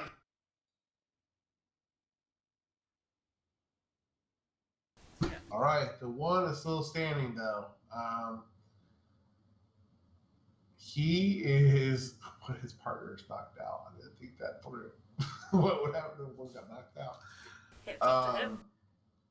He's gonna spend his turn, I guess, or he's gonna spend his shit. He's gonna take disadvantage on this next round by trying to get his partner back up and back into the fight. So I will get Cronus. So knockout. Would you like to do the honors? Okay. I will help Cronus. So for the first time, I'm going to activate my rage. I forgot. Okay. I forgot. And for the flavor of it, pretty much instead of like an angry rage like Lorna has, it's more like I'm extremely calm and focused. And my scales actually brighten up a little bit. They're not like glowing, but you could tell it's that's kind of the way that he receives the half damage thing, is my scales harden from my aura. Okay. It's new. Yes. Go ahead. Both of you with advantage. They are both rolling with disadvantage still. But also, this is sad. So I was helping him. Okay. So 21 Cronus, they got 14. They need to roll And what's the again. other one get? 19. So the other one's not knocked out. Oh, wait, no. Disadvantage. They are both freaking knocked out. Jesus Christ. I'm sure Sad. these guys a little sorrow. Maybe not the sparkles fight. That little too over the top. Mm-hmm.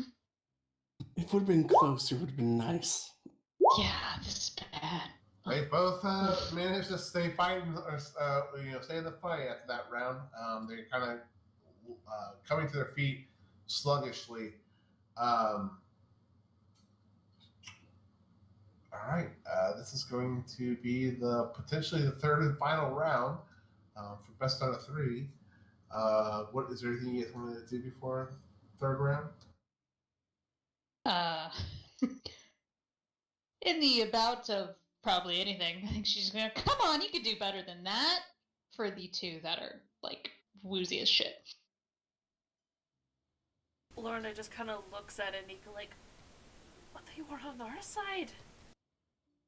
She just points to them with like a Look at them, face. We want a good fight. I've already been fighting today. That was your fault. I mean, that's true. We want to be entertained. Okay. Lorna is going to, what is she gonna do? She's gonna rip her overskirt off and kind of get into like a fighting stance, like she's ready to go. Okay. This time, the two are going to look at each other, kind of look like we just got the shit knocked out of us, and they look at you guys, and they seem like they're going to double team on one of you. They're both going to be attacking, focusing on you, Laura. So they're going to both have advantage, but this will only count, obviously, as one I think you get you guys if they get you. Son of a bitch. You'll be fine. I'll be fine. So will I won't be rolling at advantage. Oh no, I'm raging, so I have advantage. Yep, anyways. you and first go ahead and have advantage. Yep.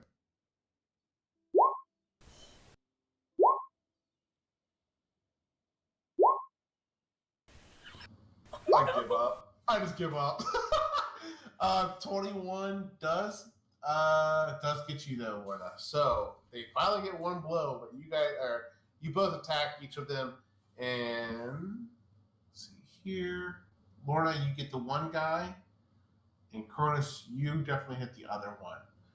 And though they got you one good time, Lorna, with that, being able to defeat the other ones and hit them or win the round, you guys are victorious. And let's see how much gold that Bart collected on your behalf.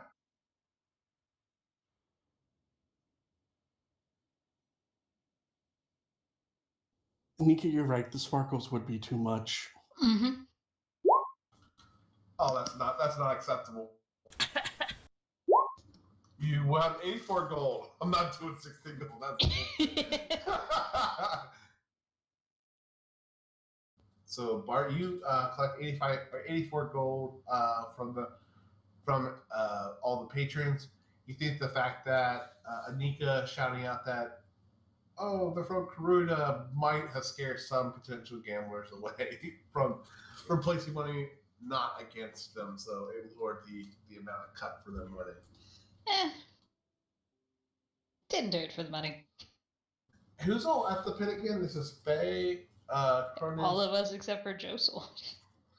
All right. I Josel. like to imagine Nika and Faye are in kind of very high chairs watching over all this. I feel I'm like standing you're on a just table. I feel like you're That's how like I normally holding am. the top of the sword, Faye, and you're just kind of like trying to balance it Yep. and just make sure it doesn't fall over. Josel, were you drinking that night before going to bed? Or were you drinking heavily? I should say. You could drink. No, he drinks moderately. But yeah, he's pretty much going to turn it early so he can get up early. All right. Josel, upon entering your room, you are going to notice that the door is unlocked. Which is a little odd because you were prepared to use your key to open it for the evening. Security sucks around here. He's going to go into the room expecting somebody maybe stole some stuff of his or something. You walk in and you see a man kind of sitting in a chair with a black overcoat, black silk shirt, long black hair, and have elven features and bright green eyes staring at you. And he goes, Mr. Motel, please come in and sit down. Josel will summon his sword and have it pointing at him. Okay. Josel, Mr. Motel, please just hurry this along. If you just close the door and we can talk. Can we be civilized before we start drawing blades on one another and threatening whose blood's going to fall first? First, you're going to tell me who the hell you are. First, I would like you to sit down and drop your blade raised against me. You do know if I drop my blade, I can easily just bring it back to my hand, right? I'm not concerned about you striking me, mortal, Mr. Mono. I know you can run me through as soon as you wish, but I know you are a smarter person than that to let emotions just quickly make brash decisions too. He goes in, he takes a seat. I like to keep your guard about you, and I'm a little surprised to hear that you're looking for someone like me, someone of your record. I'm looking for 5 people, yeah. What do these people have a matter to you, and what? How have you come to chase them? Bring you to myself. Well, I was just minding my own business. Just having dinner by myself, enjoying my retirement. Till 5 little shitheads bust into my house and beat the shit out of me and took all my shit. Needless to say, I'm a little pissed off. I've been searching for them ever since. 5-1. It's hard for any man to expect to be able to combat that, but I will be surprised that I am surprised that they caught the famous Mr. Model off his guard. Haven't exactly been training. It's very retired. That comes with retirement. How many years has it been since you've been retired now? 20. And how is your family doing? That has nothing to do with what I'm looking for.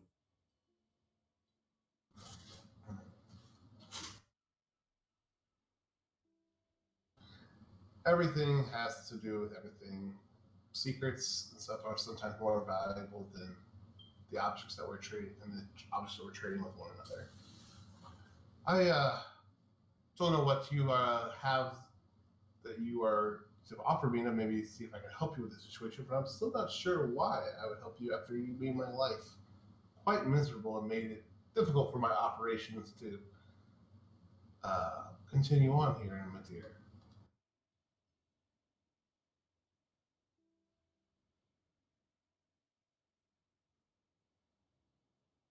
Well, I'm not entirely sure who you are. Am I supposed to know? Not directly. I mean, our paths never crossed directly before, but you're enforcing the law and working for, or being the dogs of war has definitely made my life not the easiest. But that comes with the territory and the business. Yeah, well, if I could take it all back, I would.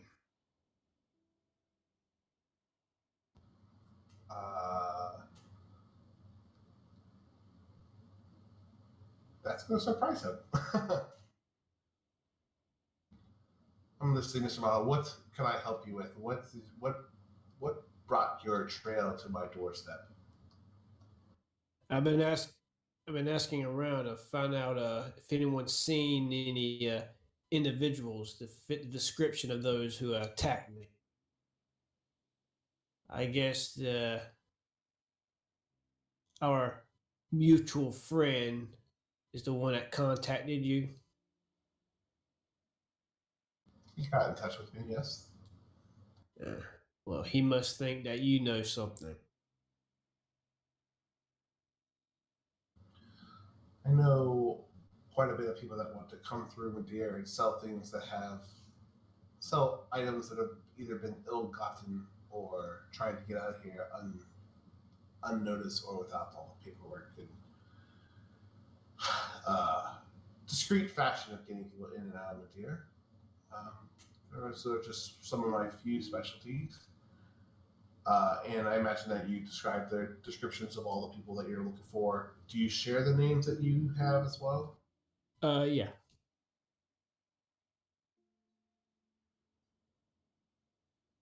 He listens to your story. He listens to your description, and he hears these names, and he goes, "It's bad business for me to divulge client secrets and things that they've imparted upon me, but they also were supposed to retrieve something for me for my efforts in helping them get out of Madeira before the war really started. Uh, if it's the people that you are describing, and the name is very unique. There's not many drow besides coming through Madeira, except for your friend and the other one you brought with you from Dallenberg. So there's one does stand out, and I remember his name being Cetrum. But the Dristar is the name that really catches my ear.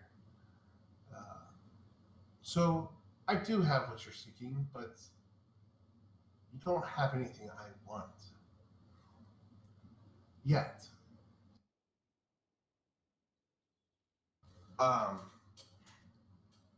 Till just kind of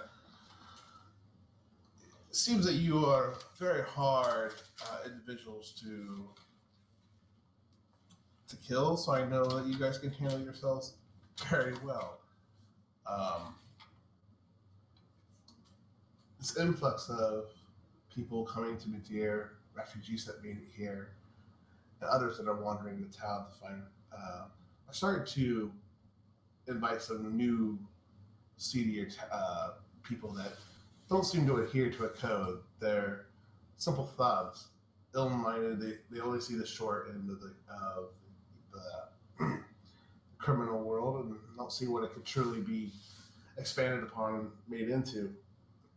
Make a very lucrative living this way. Nonetheless, it's bringing very unwanted attention to my other business things I'm conducting. If you could deal with some of these robberies and murders that are happening in town that are drawing unwanted attention, and collect something for me from a certain nobleman's home. I've been trying to get some dirt on for a little bit of time.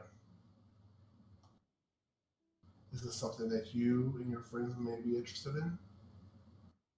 So you want me to fight criminals? No, I want you to put a stop to these murders that are going all around where they're stealing and killing these women. They're trying to cause the guard to poke their nose and not turn away from the coin that I paid them. It's starting to get to be an expensive problem to keep people out of your business.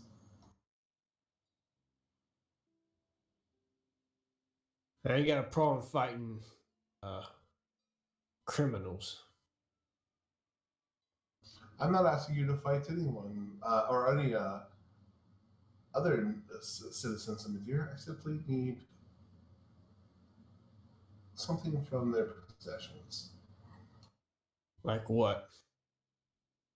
Something intimate, something that can't be replaced. Like a journal, maybe a family heirloom, portrait. Something of theirs that they, no matter how much money the noble family has, cannot replace it.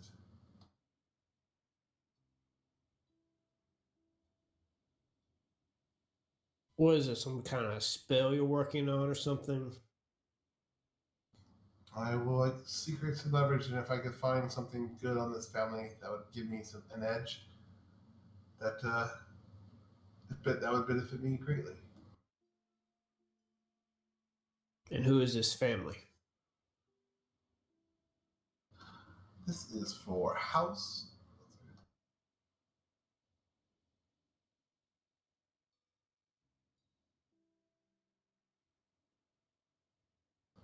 This is for House Black and Shield. Black and Shield? Mm-hmm. They have a noble presence here because, like many other families that have made a name for themselves, they done great deeds among holding the borders and different positions of power within all of Vespa. They have a home here in capital of Materia, and I don't think our dwarven friends from the mountains are as honorable as they claim to be.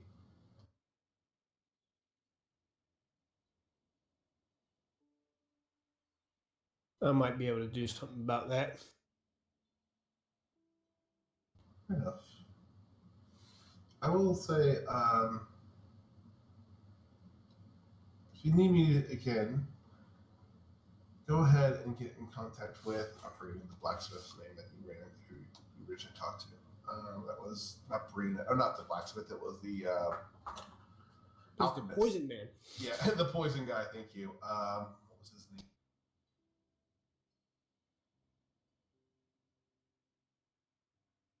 Dolcum. Sorry, Dolcum Iron Shield. A lot of shields. Yeah, I like that. Everyone's a shield. Everyone's something born. So that's a lot of shields. Yeah, you gonna do something about it?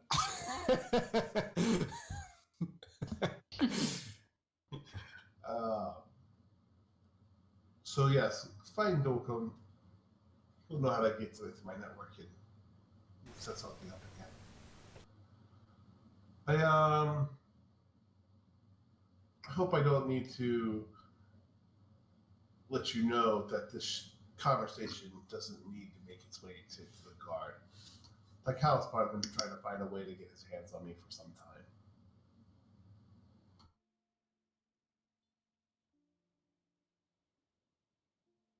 And do you still have the weapon drawn this whole time? I know you sat down. I don't know if you put the weapon away. No, he didn't put it away. So it's still like drawn and pointing at him, right? It's not pointing at him, but he'll have it like laying across his legs. As he gets up to walk out, he goes, "Be careful, Mr. Muddle. I'd hate for you to deliver what I'm looking for before you and your friends are collected upon. You seem to be traveling with marked men, Mr. Muddle. Are you sure that's the company you want to be keeping after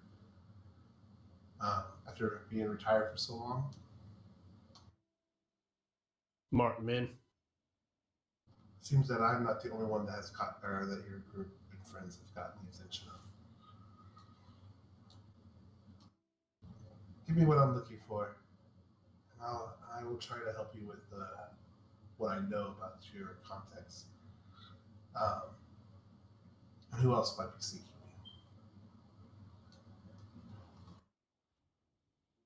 you? All right. Now get out of my room. I'm going to take a nap. Okay. He will depart. Yeah. And close the door behind him. And walk off into the night. The rest of y'all, eventually, after a long, fun night of drinking and fighting in the pits and meeting different walks of life on another side of the town, make it back to your inn where you've been staying before, unless you guys want to stay the night at the Sunken Flag. Nah. Not the Sunken Flag. I'm sorry, you're at the Green Oyster right now. Nah, we're not staying the night there. Most definitely not. Okay. Well, people are sad to see you guys go. You guys were a good time. You livened them up, and then a lot of them actually a lot of you didn't even have to end up paying for any of your drinks that you decided to drink there once the group knew you were from Peruta, and obviously hearing the tales of what you had done for Atlantis earned you quite a bit of rapport and kudos with the group here. You guys return back to the Sun of Flagger for a night of rest, waking in the morning. So anything, Josel, everyone, what do you guys want to do for in the morning?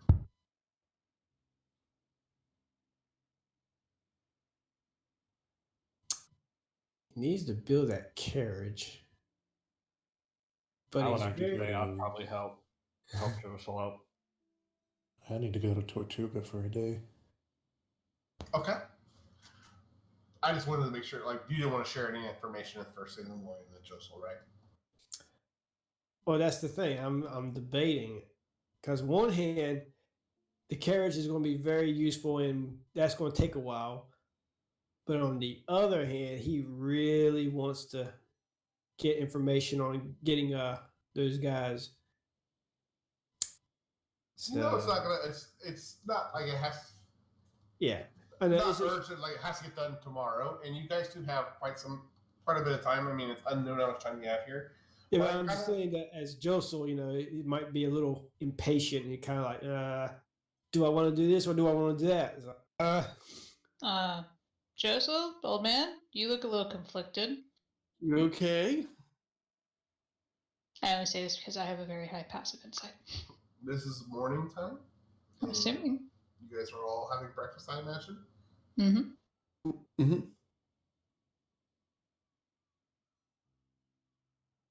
Something you want to tell us, old man? Or is that porridge particularly interesting today?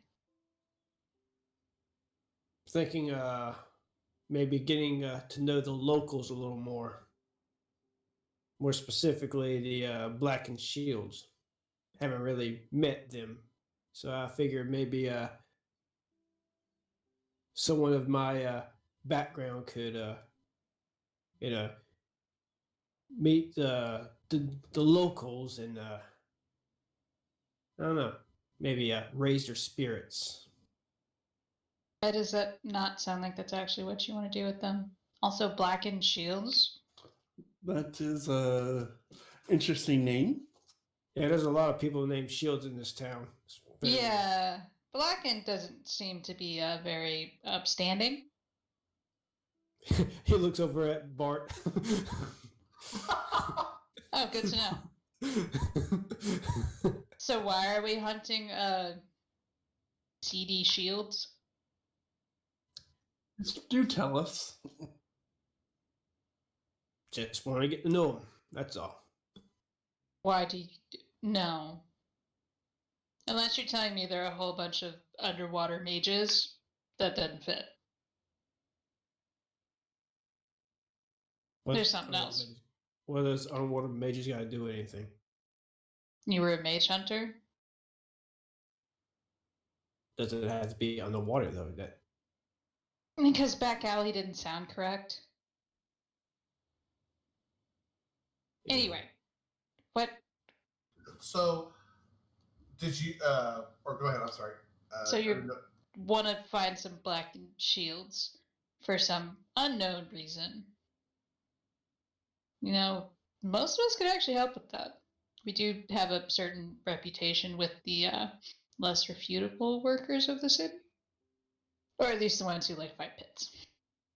Are you saying this based off their names? And the fact that you're looking for them. I also look for lumber. Does that mean I was shaking down the lumberjack man? But you didn't look this conflicted about looking for lumber. I don't know. I was pretty conflicted between that oak and that pine. Yeah, but that was a different conflicted. This looks like you want to hit something either with a hammer or a sword, and you're not quite sure which one.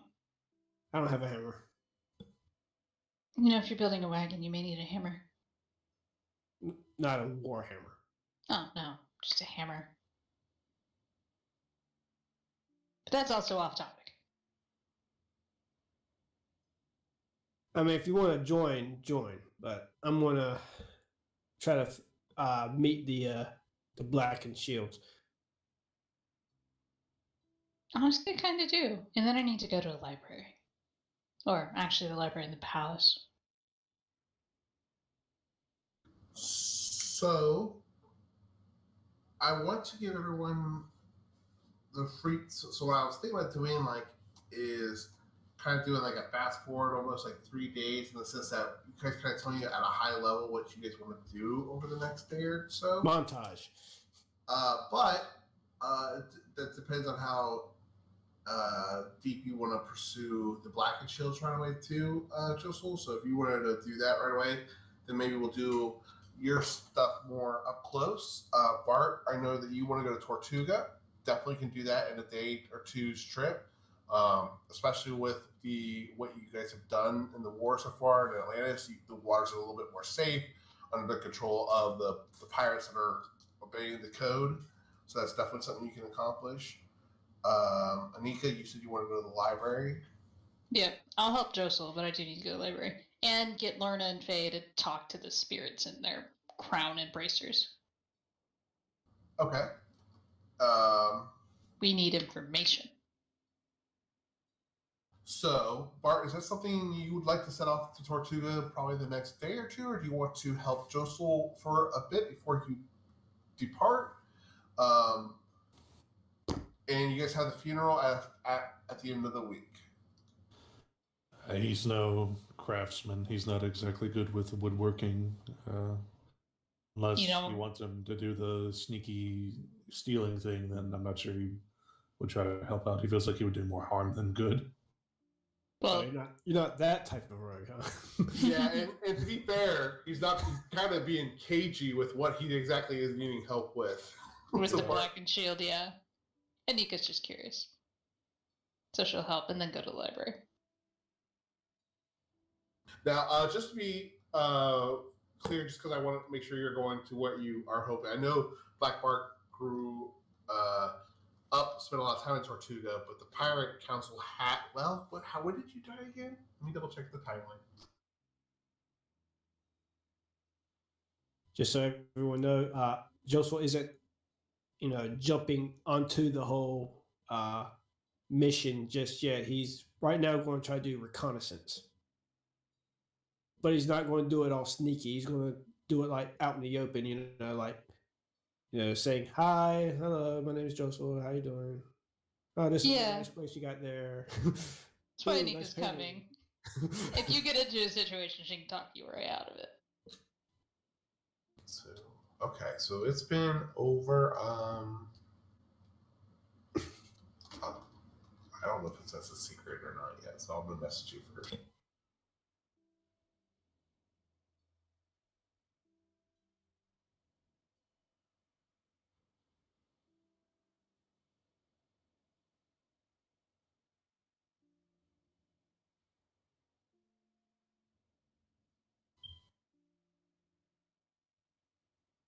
Sorry for the caps. That's my push to talk part.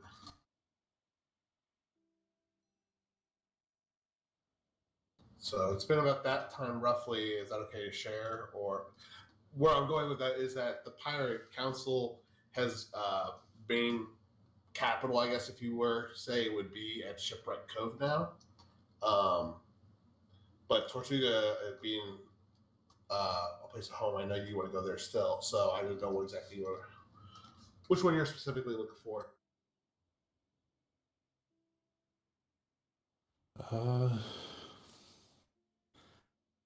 And he was just hoping to go to Tortuga itself and see if he could find any record houses or people who have been there for a very long time.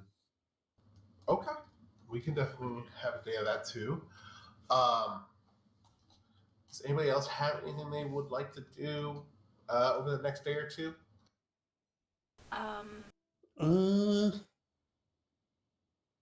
Lorna did want to send out those letters. Okay. At some point, yeah. it's fairly simple to do that. So, go ahead. Sorry. I don't think that there was anything else that she wanted to do. I know Faye probably wants to have a conversation with Lorna at some point during these couple days. Okay. And Joseph will be building the carriage. Lorna will help with that. Researching. Yeah, I'm researching Merlin and trying to figure out what my necklace means. Okay. And getting the other two to talk to their spirits of Merlin. I guess we'll talk to the spirits. Yeah, we'll try to talk to the spirits. All right. Go ahead and socialize during breakfast if you want. I need to run the restroom real quick. Can we take a quick, I need to go over a drink too. Maybe 5-10 minute break? Sure. Sounds good. Sorry, guys. Be right back. Probably enough time to finish off my bottle of wine. You drank the whole bottle? Me. Maybe. I think a lot of people are drinking tonight. I'm not from the U.S. and I'm drinking. No, it's like my Friday games are usually the ones where I drink a full bottle. Huh. I have a cat laying across my shoulders on the back of my chair. I have a dog staring at me.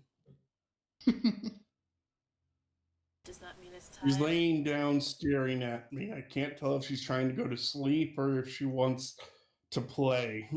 Oh, my cat was doing that earlier. It was wanting to play. Because then she started clawing at things. Uh-oh. She was doing the little baking. She still has her claws. It's not baking. Ah.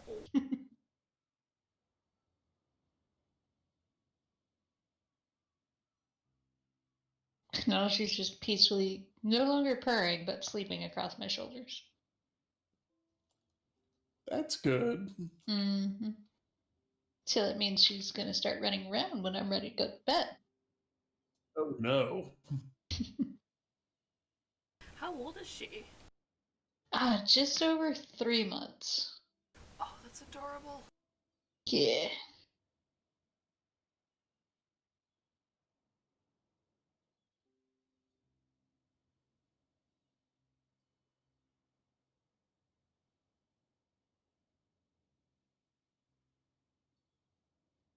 I'm currently making a generic bar layout. Bar layout? Yeah, just like a random bar, you know. Mhm. I DM another game and I'm like, maybe I should have one. How is that going, by the way? Oh my god. Okay, so like we have I think 4 levels left. Wait, they're level 16 now. We're on chapter 16 of 20, so basically each chapter they level up. And it's going really well, actually. They just time traveled to Year Unknown, where all of civilization has died off. Oh no. And they're gonna wander around here, encounter cute little plant creatures that'll kill them. And Of course. Yeah, Of course. they just did a shopping trip.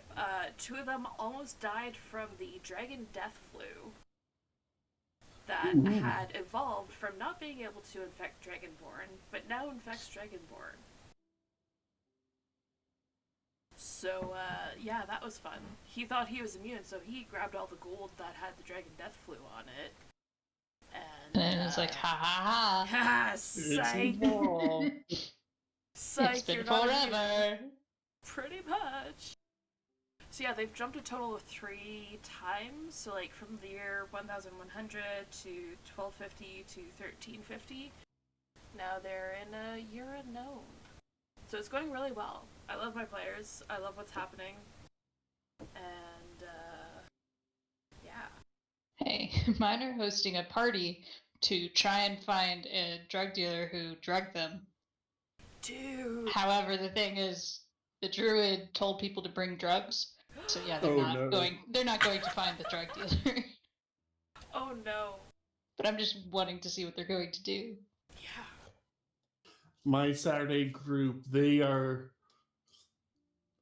at a little competition. It is I basically am having a RuPaul's Drag Race in there, but Ooh, at the bard is competing. of They course. spent the night at the end. They heard a scream. They don't know what's happened, but they are about to find out one of the judges has been brutally murdered. I was expecting it was a RuPaul Drag Race to the death. No. Less exciting. Damn. I am going to say all the evidence is going to point towards the bard. Of course. No. Because they were going to win. Because they went around specifically like the day before asking how to compete in the competition, any tips, Aw. acting very suspicious. So it's like, that gave the culprit, ooh, I'm going to put the blame on Ooh, them. a patsy. Oh yeah. Guys, I had probably the best RP moment in my game on Sunday. And I'm so mad because it was after the session had quote unquote ended. We were like, oh yeah, that's the end of our session. And then we continued going, but I stopped the stream. So bad.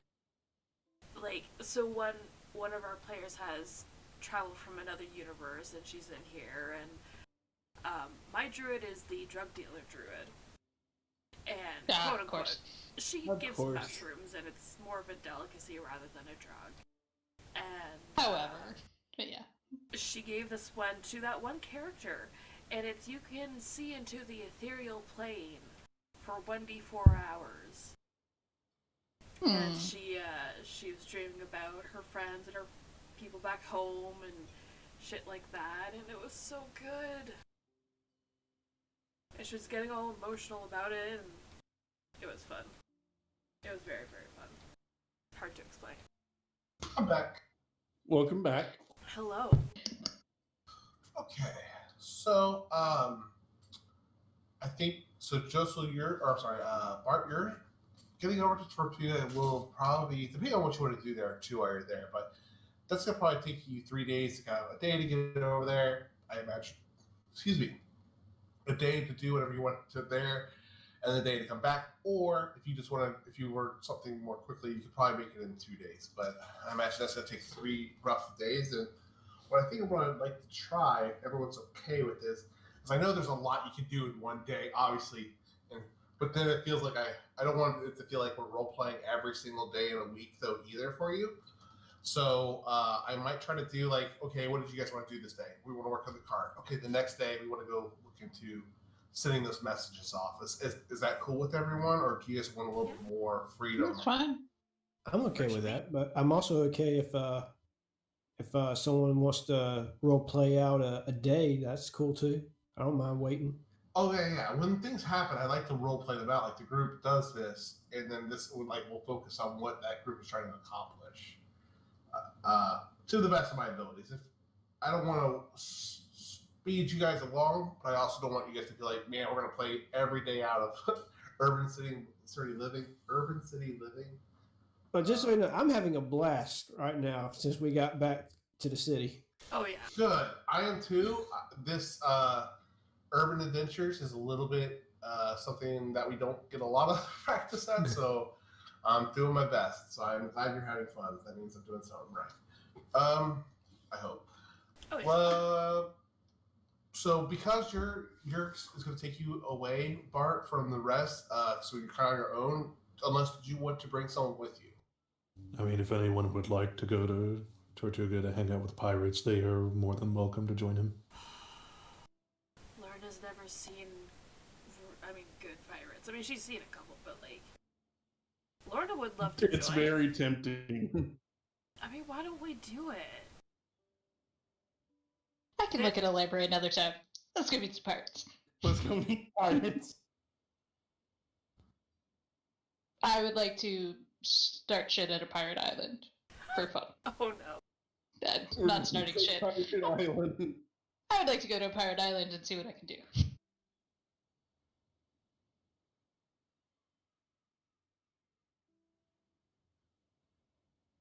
Hopefully we don't run into the ones we saw before.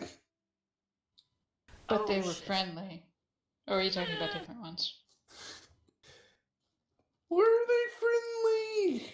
Jack, Will, and Not the those. chick? Oh, which ones were you talking about? The one. First Oh, one. those ones. They weren't unfriendly at the end. Yeah, after we beat the crap out of them. And killed their brother, yeah. We beat them up To and be made them like fair, didn't kill their brother. Their brother died. No, Cronus just flat out murdered him. Hush. The brother died. Okay.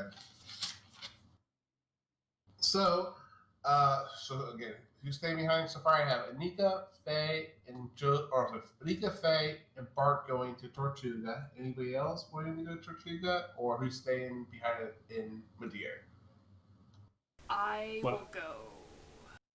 While they're going to Tortuga, Joseph will be Actually- building the carriage. I won't go to Tortuga. All of the charismatic people go, and I'll help with the building of the thing since I have. And I was going to stay and help with the carriage. I'll help with the carriage as well. Well, I know you wanted to do some letters too. Yeah. So. And if Anika, if you want me to give me your letter, I'll send it off. Yeah, she will. Although her letter's about the size of a small book. She'll send it off. It's okay. Mm-hmm.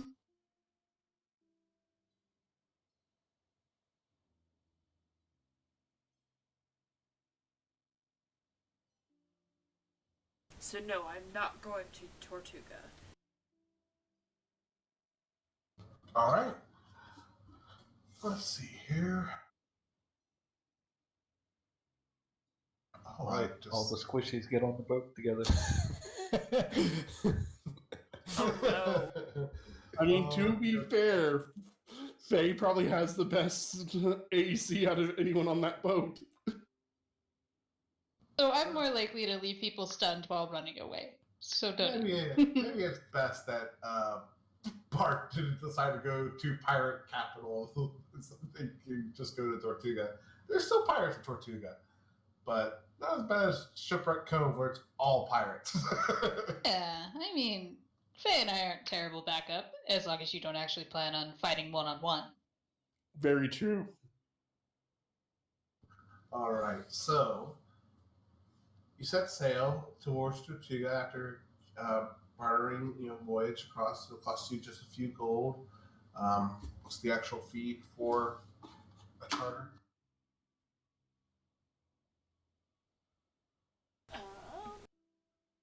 It's actually a PhD, I think.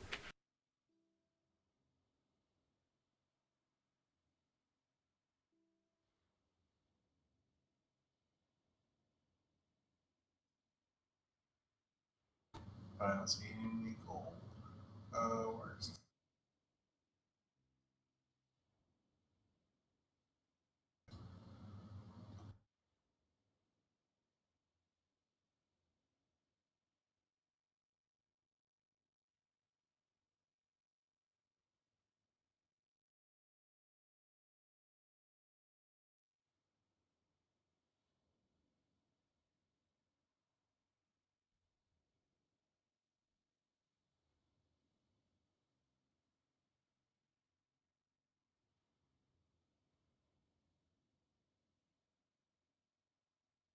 Hello, is this working? Yep. People still there? Oh. Hello. For some reason I couldn't hear anything. Me neither. everyone was quiet. Well, I wasn't talking. I'm trying to find the cost of what a shipwreck. I thought we had it from before because it came up when you guys were leaving Stoneport. What do you We mean, still cost of a ship? We have a ship. Oh, yeah. Okay, never mind. Well, it's not really a ship; it's more of a boat. So We have a mode of water transportation. Yes, you can get across in your ship. Sorry, I forgot that you had a full wind boat. So yes, thing a day, but you get over there, and you guys are able to make port. You see, it's familiar. You smell of the different local food reaches your nose as soon as you arrive. Bar, it feels like home. It's familiar. You see some still hustle and bustle for the time of day that it's at, and you hear the familiar bells that the hour just struck, the late evening hours off the distance coming from the temple up on the hillside on the outside of the town.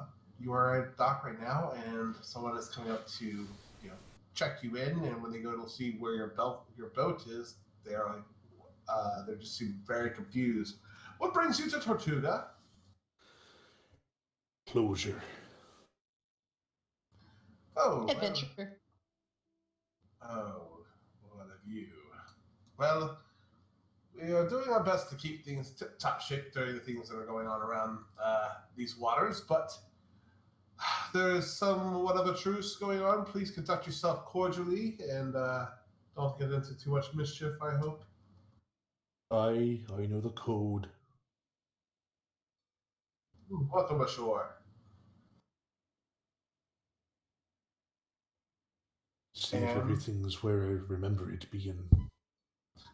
It looks different over time, whereas this might have been a more pristine looking Doc Tortuga was never, the perfect. I said it was still had quite a bit of a seedy underbelly and crime, seen its fair share of crime. But the years have been kind of cruel to it.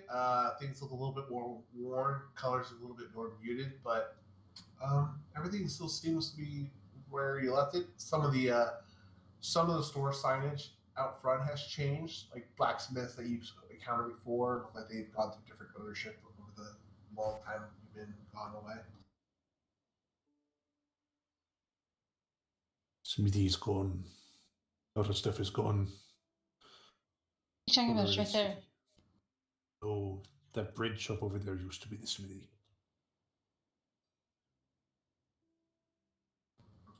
Yeah, you'll see it's under. Oh, go ahead. Sorry. And the color's been going. This does look a lot boring than I thought it would be. Just a bit. There used to be people in the streets dancing all hours of the day. See, that's what I wanted. Oh, there's still people trading and bustling around. I'm just saying that the buildings look like they've seen some age. Be any other town, just another island. We weren't an island when we found it. No? What was it? Well, true, it was an island, but it wasn't that in the metaphorical sense. It was a fresh start. We were sick of having to bow down to some crown. We had to make a place where each man be equal and have his voice heard. Now it's just this. It's the same. Yeah. To be fair, pirates have been having kind of a civil war type thing going on. That is true. What do you mean? Well, Blackbeard's insane and working for the Forgotten, while pirates who are actually decent and worthwhile and actually pirates are fighting for themselves with Madeira, trying to be independent from Blackbeard, who's becoming the Empress's bitch. They're trying to re-earn Tortuga, Port Royal, and Shipwreck Coves, basically independence to self-manage and self-govern. Yeah, they're trying to keep the self-govern, but I don't know how many of them realize Blackbeard is no longer going for self-govern. He's got a queen. I'm sorry, an empress. A bitch. Yeah, I should really stick with that. Fairly certain that none of me compatriots be left over from last time. But if there be some councilman here or some other, there's always the council. And I could maybe put some fire in their bellies. Last I checked, the council was at Shipwreck Cove, which may or may not want us dead. Moved. How long has it been, Bart? In many years, for what I've been told. Over a century. And they moved. This was it when we started Shipwreck Cove. We wouldn't touch. Why not? Tortuga wasn't. Well, you try landing in a place named Shipwreck Cove. Fair. I mean, there's one way to find out. Port Royal was under the control of Madeira. This was our island. No one had taken it because there was nothing here but palm trees and barely any gold or lumber left over. I think I got an idea to see just how long it's been for Bart. Bart, you were here when Tortuga was founded, right? Aye. Oh, let's see.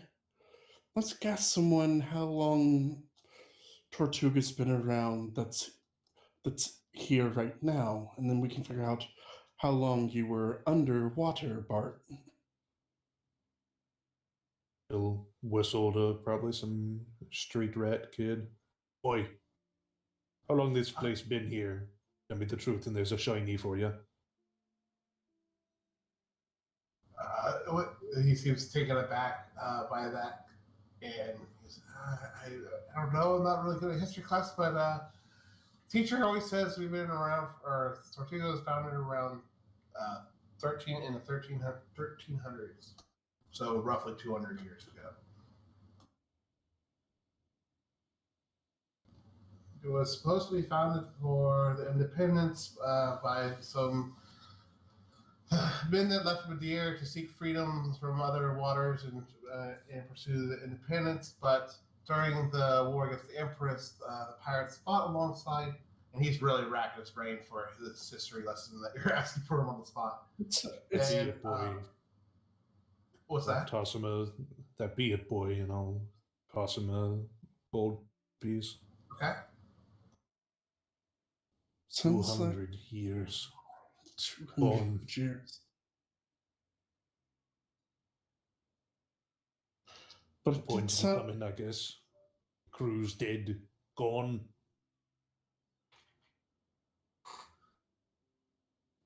it's possible they might have descendants. You try finding a proper name amongst the bastards of Tortuga. It's a fair Every man point. on here be nearly every other boy on the street here be named Sand. That is fair. But what that boy was saying, it sounded like his teacher was very knowledgeable. Perhaps we might find more information from that individual. What information are we looking for other than how old Tortuga is? Well, if we can find out when the council precisely moved, might be useful in the long run. I think why the council moved may be a bit more useful in the long run. That is true. Oh. That too.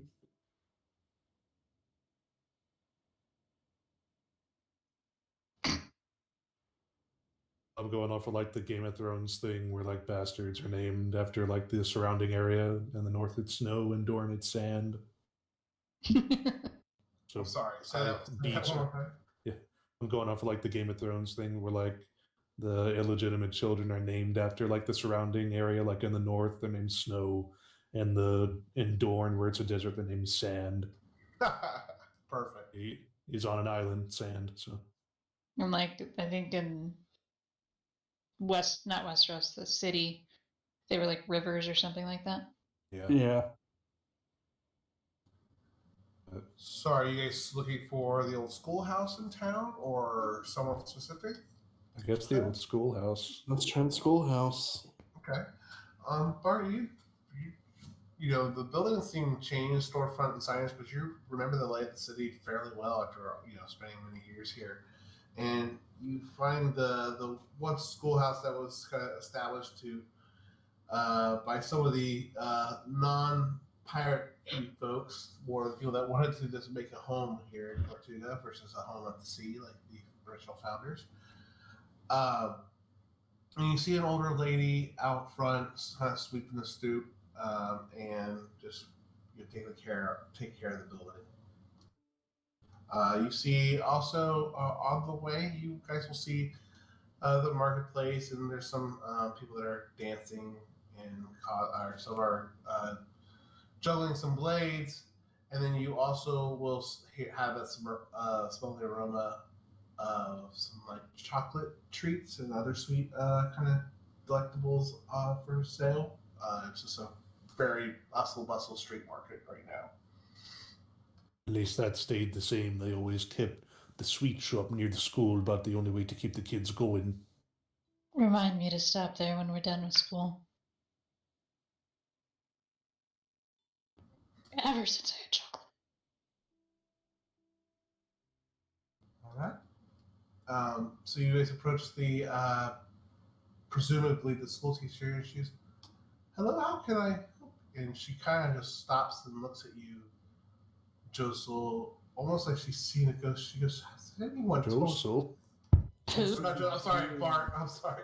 Looks at you, Bart, and Just- like she's Josel's hammering in a nail. He looks around. What? Huh? How'd I get here? sorry. Oh, Bart. She looks at you. It looks like she's seen a ghost. And she kind of collects herself and shakes it off like, "You look very familiar." Does she look friend? familiar? No, not. She's very elderly. Go ahead to a perception check. See how familiar she might be. Guidance. I mean, I already have advantage if it's a sight thing, but Hey, well now you got a D4 to add to it.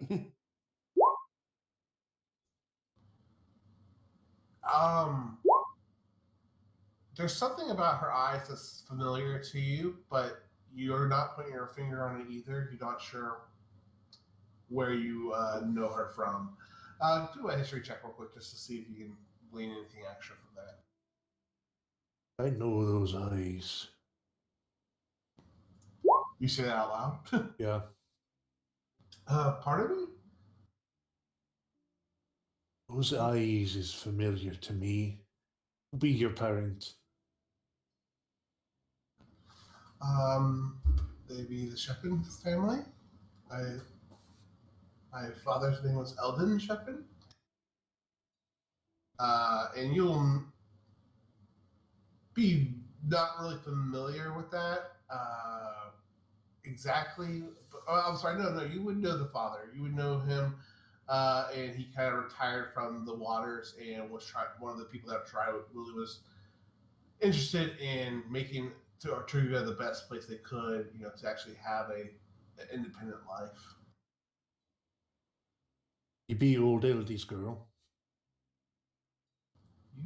How? And it must be you are Bartholomew. Son of a bitch! I'm forgetting your last name. I always call you Bart. Roberts. Bartholomew Roberts. Black Bart. You died many years ago.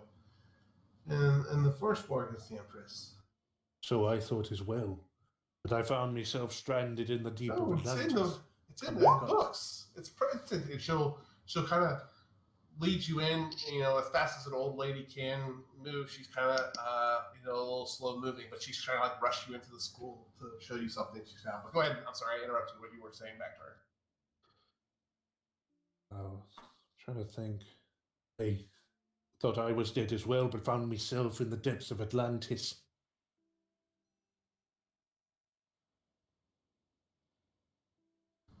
That's a lot. It's a long way from home. What do you mean the depths? I don't remember you having the ability to breathe water.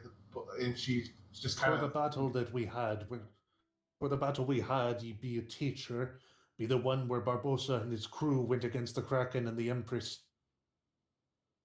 Yes. And that's the battle. You fell down into it, and you fell into the bottom of Atlantis.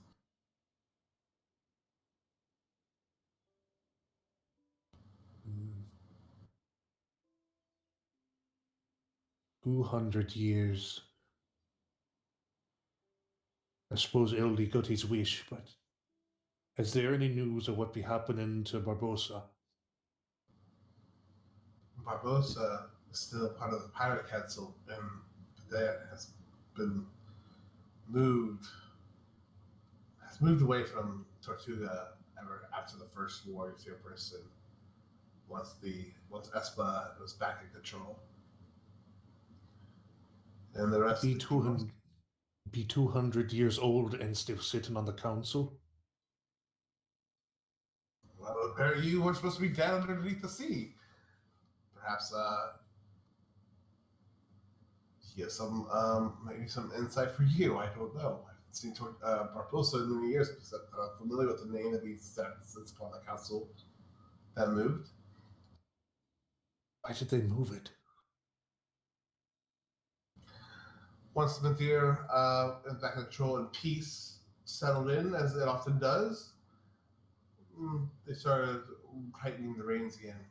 And when Tortuga wouldn't bow to their whim, they had to flee and take refuge in a more man-made defensible location where they've basically made it a trap to enter unless you know the treacherous waters.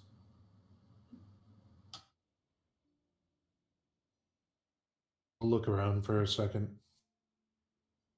Thank ye. And he'll hand off his coin purse to Anika. Get your sweets. I'll be waiting at port. Thanks. Oh, that's like.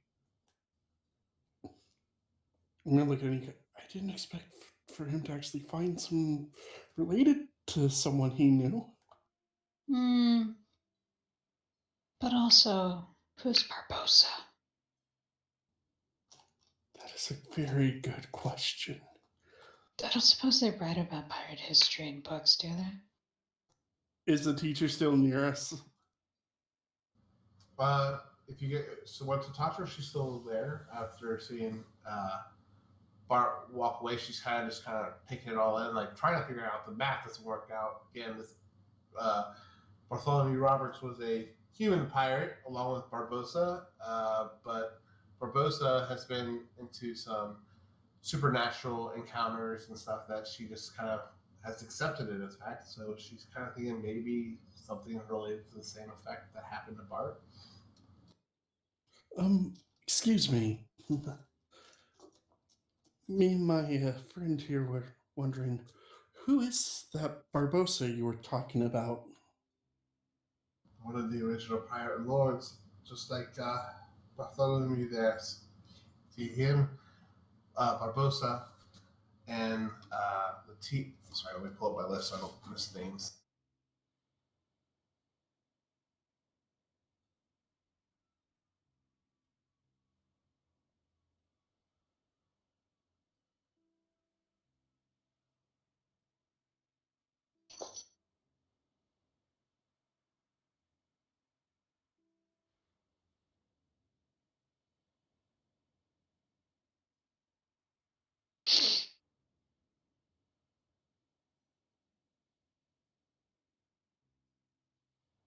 Hold on, I moved the intro ultimately. I'm sorry. All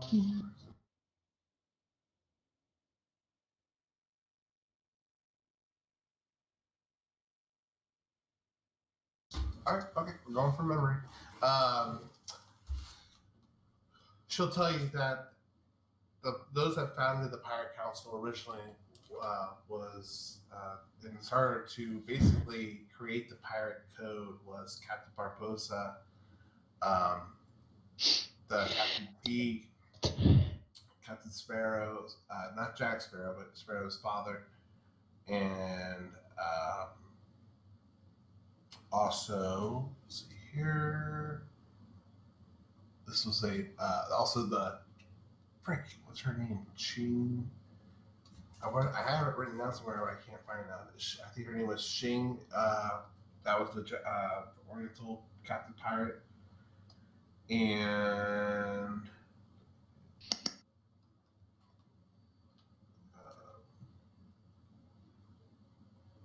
sorry guys, I have it written. I don't know why I can't find it, but those are the names that she's recalling right now as she tells you the history of the Pirate Council.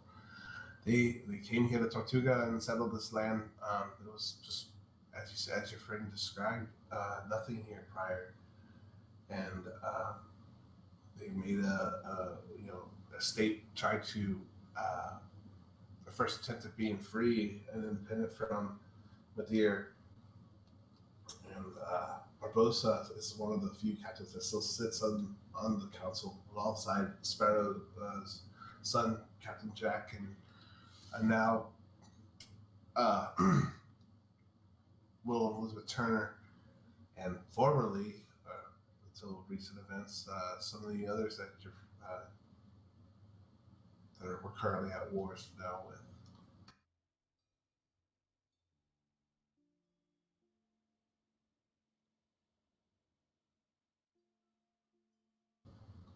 It's a great pirate. You never heard of Barbosa? Seeing your blanket expressions after she used that long. I just look at my drow colored skin, then look at her. God, looking up. I've seen enough looking like you before. To be fair, I haven't heard of most pirates. It's an oversight on things. So, why is Barbosa not dead? What happened? I don't have that in the textbooks, but I think your friend might have an idea. I have a theory on that. Yeah. You said some of the council? As in, they're not all together anymore? Well, you're aware that the Pirate Council was comprised of, Blackbeard, or like current day. Oh, I know. Blackbeard, I want her to tell me who's on the council still. Oh, okay. She'll tell you everyone that's on the council. So you have Barbosa, Jack Sparrow, Will and Elizabeth Turner. You have, I think I said it before, Blackbeard, Captain James Hook, and also, I don't have her name right here. I thought it was Ching Lee or something. She's actually a historical pirate. I forget her actual name. I think Okay. I know who you're talking about. Yeah. So they're not all with Blackbeard? Who's on Blackbeard's side? The Ching Shi, the one I can't pronounce her name or remember her name correctly. She is reportedly on Blackbeard's side. She was the one that had ships exchange some of the ordnance found that was being sent over from the Saros Islands on the ships that were flying that flag or had that brand that Cronus has tattooed. The Yashi clan. Sorry, I got distracted. My ADD just took me elsewhere. Get me back to the original question, Anika. I'm so sorry. Who's with Blackbeard? So her, Blackbeard, and you got who's the other person?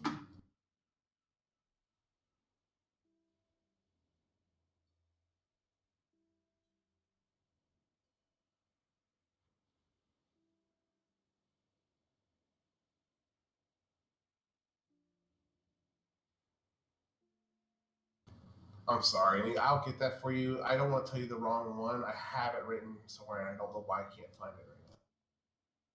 Actually, she's just making sure that it's not most of the council and is Barbosa on his side.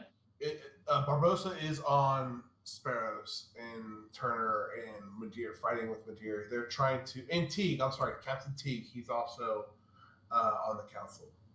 And he kind of fills a role similar to what Black Bart would have done. And he, in the sense that he makes sure that everyone that's on the council obeys the pirate code that was founded, way back in the beginning of Tortuga. And is he with Blackbeard or is he neutral? He ultimately serves the code, but because Blackbeard is going against the code in the council, that makes him an enemy of T. So I won't say he's, without knowing him more, that's basically all I could say. Probably giving you too much information since you don't know. I'm sorry. I'm asking the history teacher. She wouldn't know him that intimately either. She would know that. She would know that he's a server of the code on the council. They'll teach you that in history books elsewhere, outside of Tortuga and Port Royal, mind you.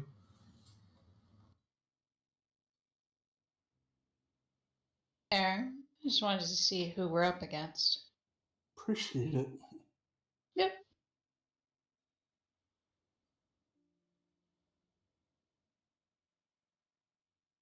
How do you get someone on the Pirate Council? Just curious. Oh, I mean, you have to be kind of elected to it. It's traditionally been passed down from the original council from one to another. And would you say Bartholomew Roberts was on the original council?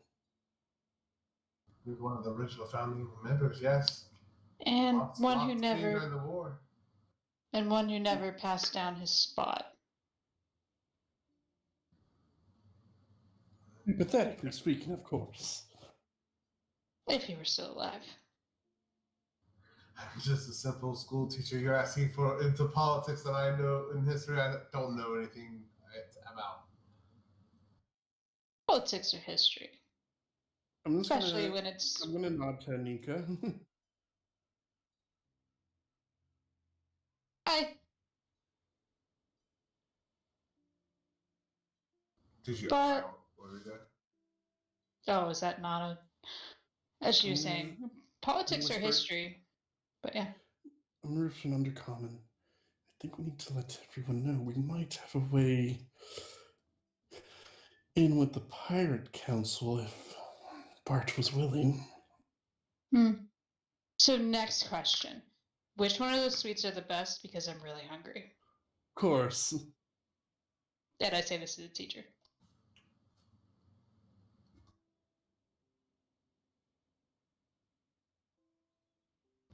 I knew it was going to come up. So, peanut steamed pudding is my favorite. It reminds me of the way they have it in the market is fantastic, but it's not like quite as good as my mother used to make it. She used to add a little bit of rum, but they all seem to add that into some of the other treats in the market. So be careful depending on what you get into. But I highly recommend the peanut steamed pudding. All right, let's go get some. Let's go get some. And you go get some, and it's kind of like a muffin in the sense, like a traditional English pudding in some capacity. I don't know if you ever had English pudding. It's so good. In the center, it has a nice chunk of chocolate that's melting into the treat, and a peanut butter kind of spread on top of that makes a kind of savory treat when all combined. And then after we get that, I'll head over to Bart. As we're walking, just like, Lorna's gonna be jealous we had these, right? Why do you think I bought 7 others? Good point. Also, yes, I did realize that. You also see the little tent selling like little eye patches and wooden pirate like scimitars and big swords. We don't. But I have a real sword. I have a real sword too. Some kids will run around your ankles and pretend to, be swashbuckling as you guys make your way to Bart. So I don't think they're running around my ankles. But anyway, as we're walking, go. They're running with Anika. Uh-huh. Yeah, I'll just go to Faye. Yeah, I kind of noticed that. If we really want to ounce Blackbeard, I think we just need to make Bart known that he's alive. Or at least cause trouble with Blackbeard. I think so too. And from what it sounds like, the council is a little split, but if one of the founding members were to return, it might sway them one way, having a united front. Especially since it's split evenly, 3-3, and then the neutral one. If Bart were to add his voice, that would be 4-3. Yeah. Not that I think it would matter with Blackbeard. He'd still try to do the Empress's bidding. That is true, but it might draw him out in the open.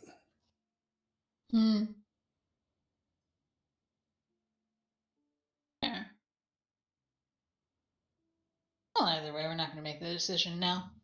That is true.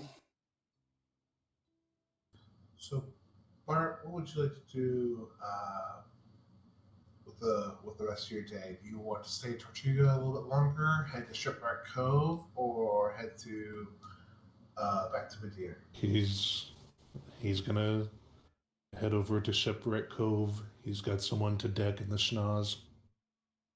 Oh, Faye, I think we're making that decision a lot sooner. I think so too. Bart, wait! Trying to row on his own. If he's not that, if he's less than 500 feet, I'm just going to dimension door onto the boat. He's got 6 strength. He's not going anywhere on his own. Hey, buddy. Yay! So Madeire's that way, and you're going not that way. Knowing. But Gotta get over there.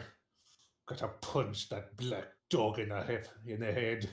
Are you talking about? We're talking about Barbo- Barbosa then? Barbosa, you daft fool, left me to die in the blue. How about this? We go back to Madeir, get the others, make you a member of the council because technically you still are. And then once we kick Blackbeard's ass, you can hit Barbosa in the nose.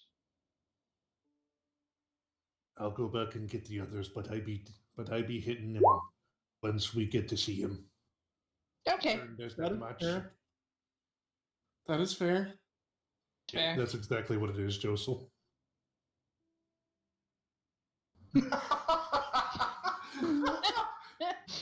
Yeah.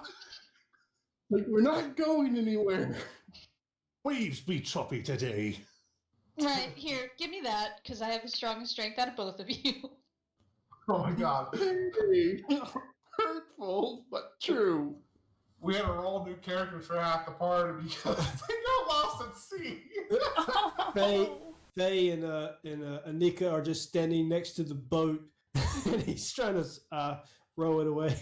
I mean, to be fair, Faye has 2 casts of polymorph she could do. It would only help one of us, but we could fly back, maybe. I mean, or just transform into a shark and have the shark drag the boat. That is true. That's a pretty good idea. It's a That is a better very idea. good idea. It's a Pretty better- sure you've done that before. Yeah. So we're gonna say we're gonna say it took you a day to get there. You spent the day there, and then you're making your way back. So we're gonna play out about 3 days for those that stay behind in Madeir. We're gonna pause we're past that magic stopping hour for the night, though. Is everyone cool with pausing here and then moving forward next week? That is fine. Yeah. That's fine. Yeah. Awesome. I had a blast, guys. This is I definitely out of my comfort zone, but I like it. It's different, and thanks for making it fun. Yeah. It was good. I have to deal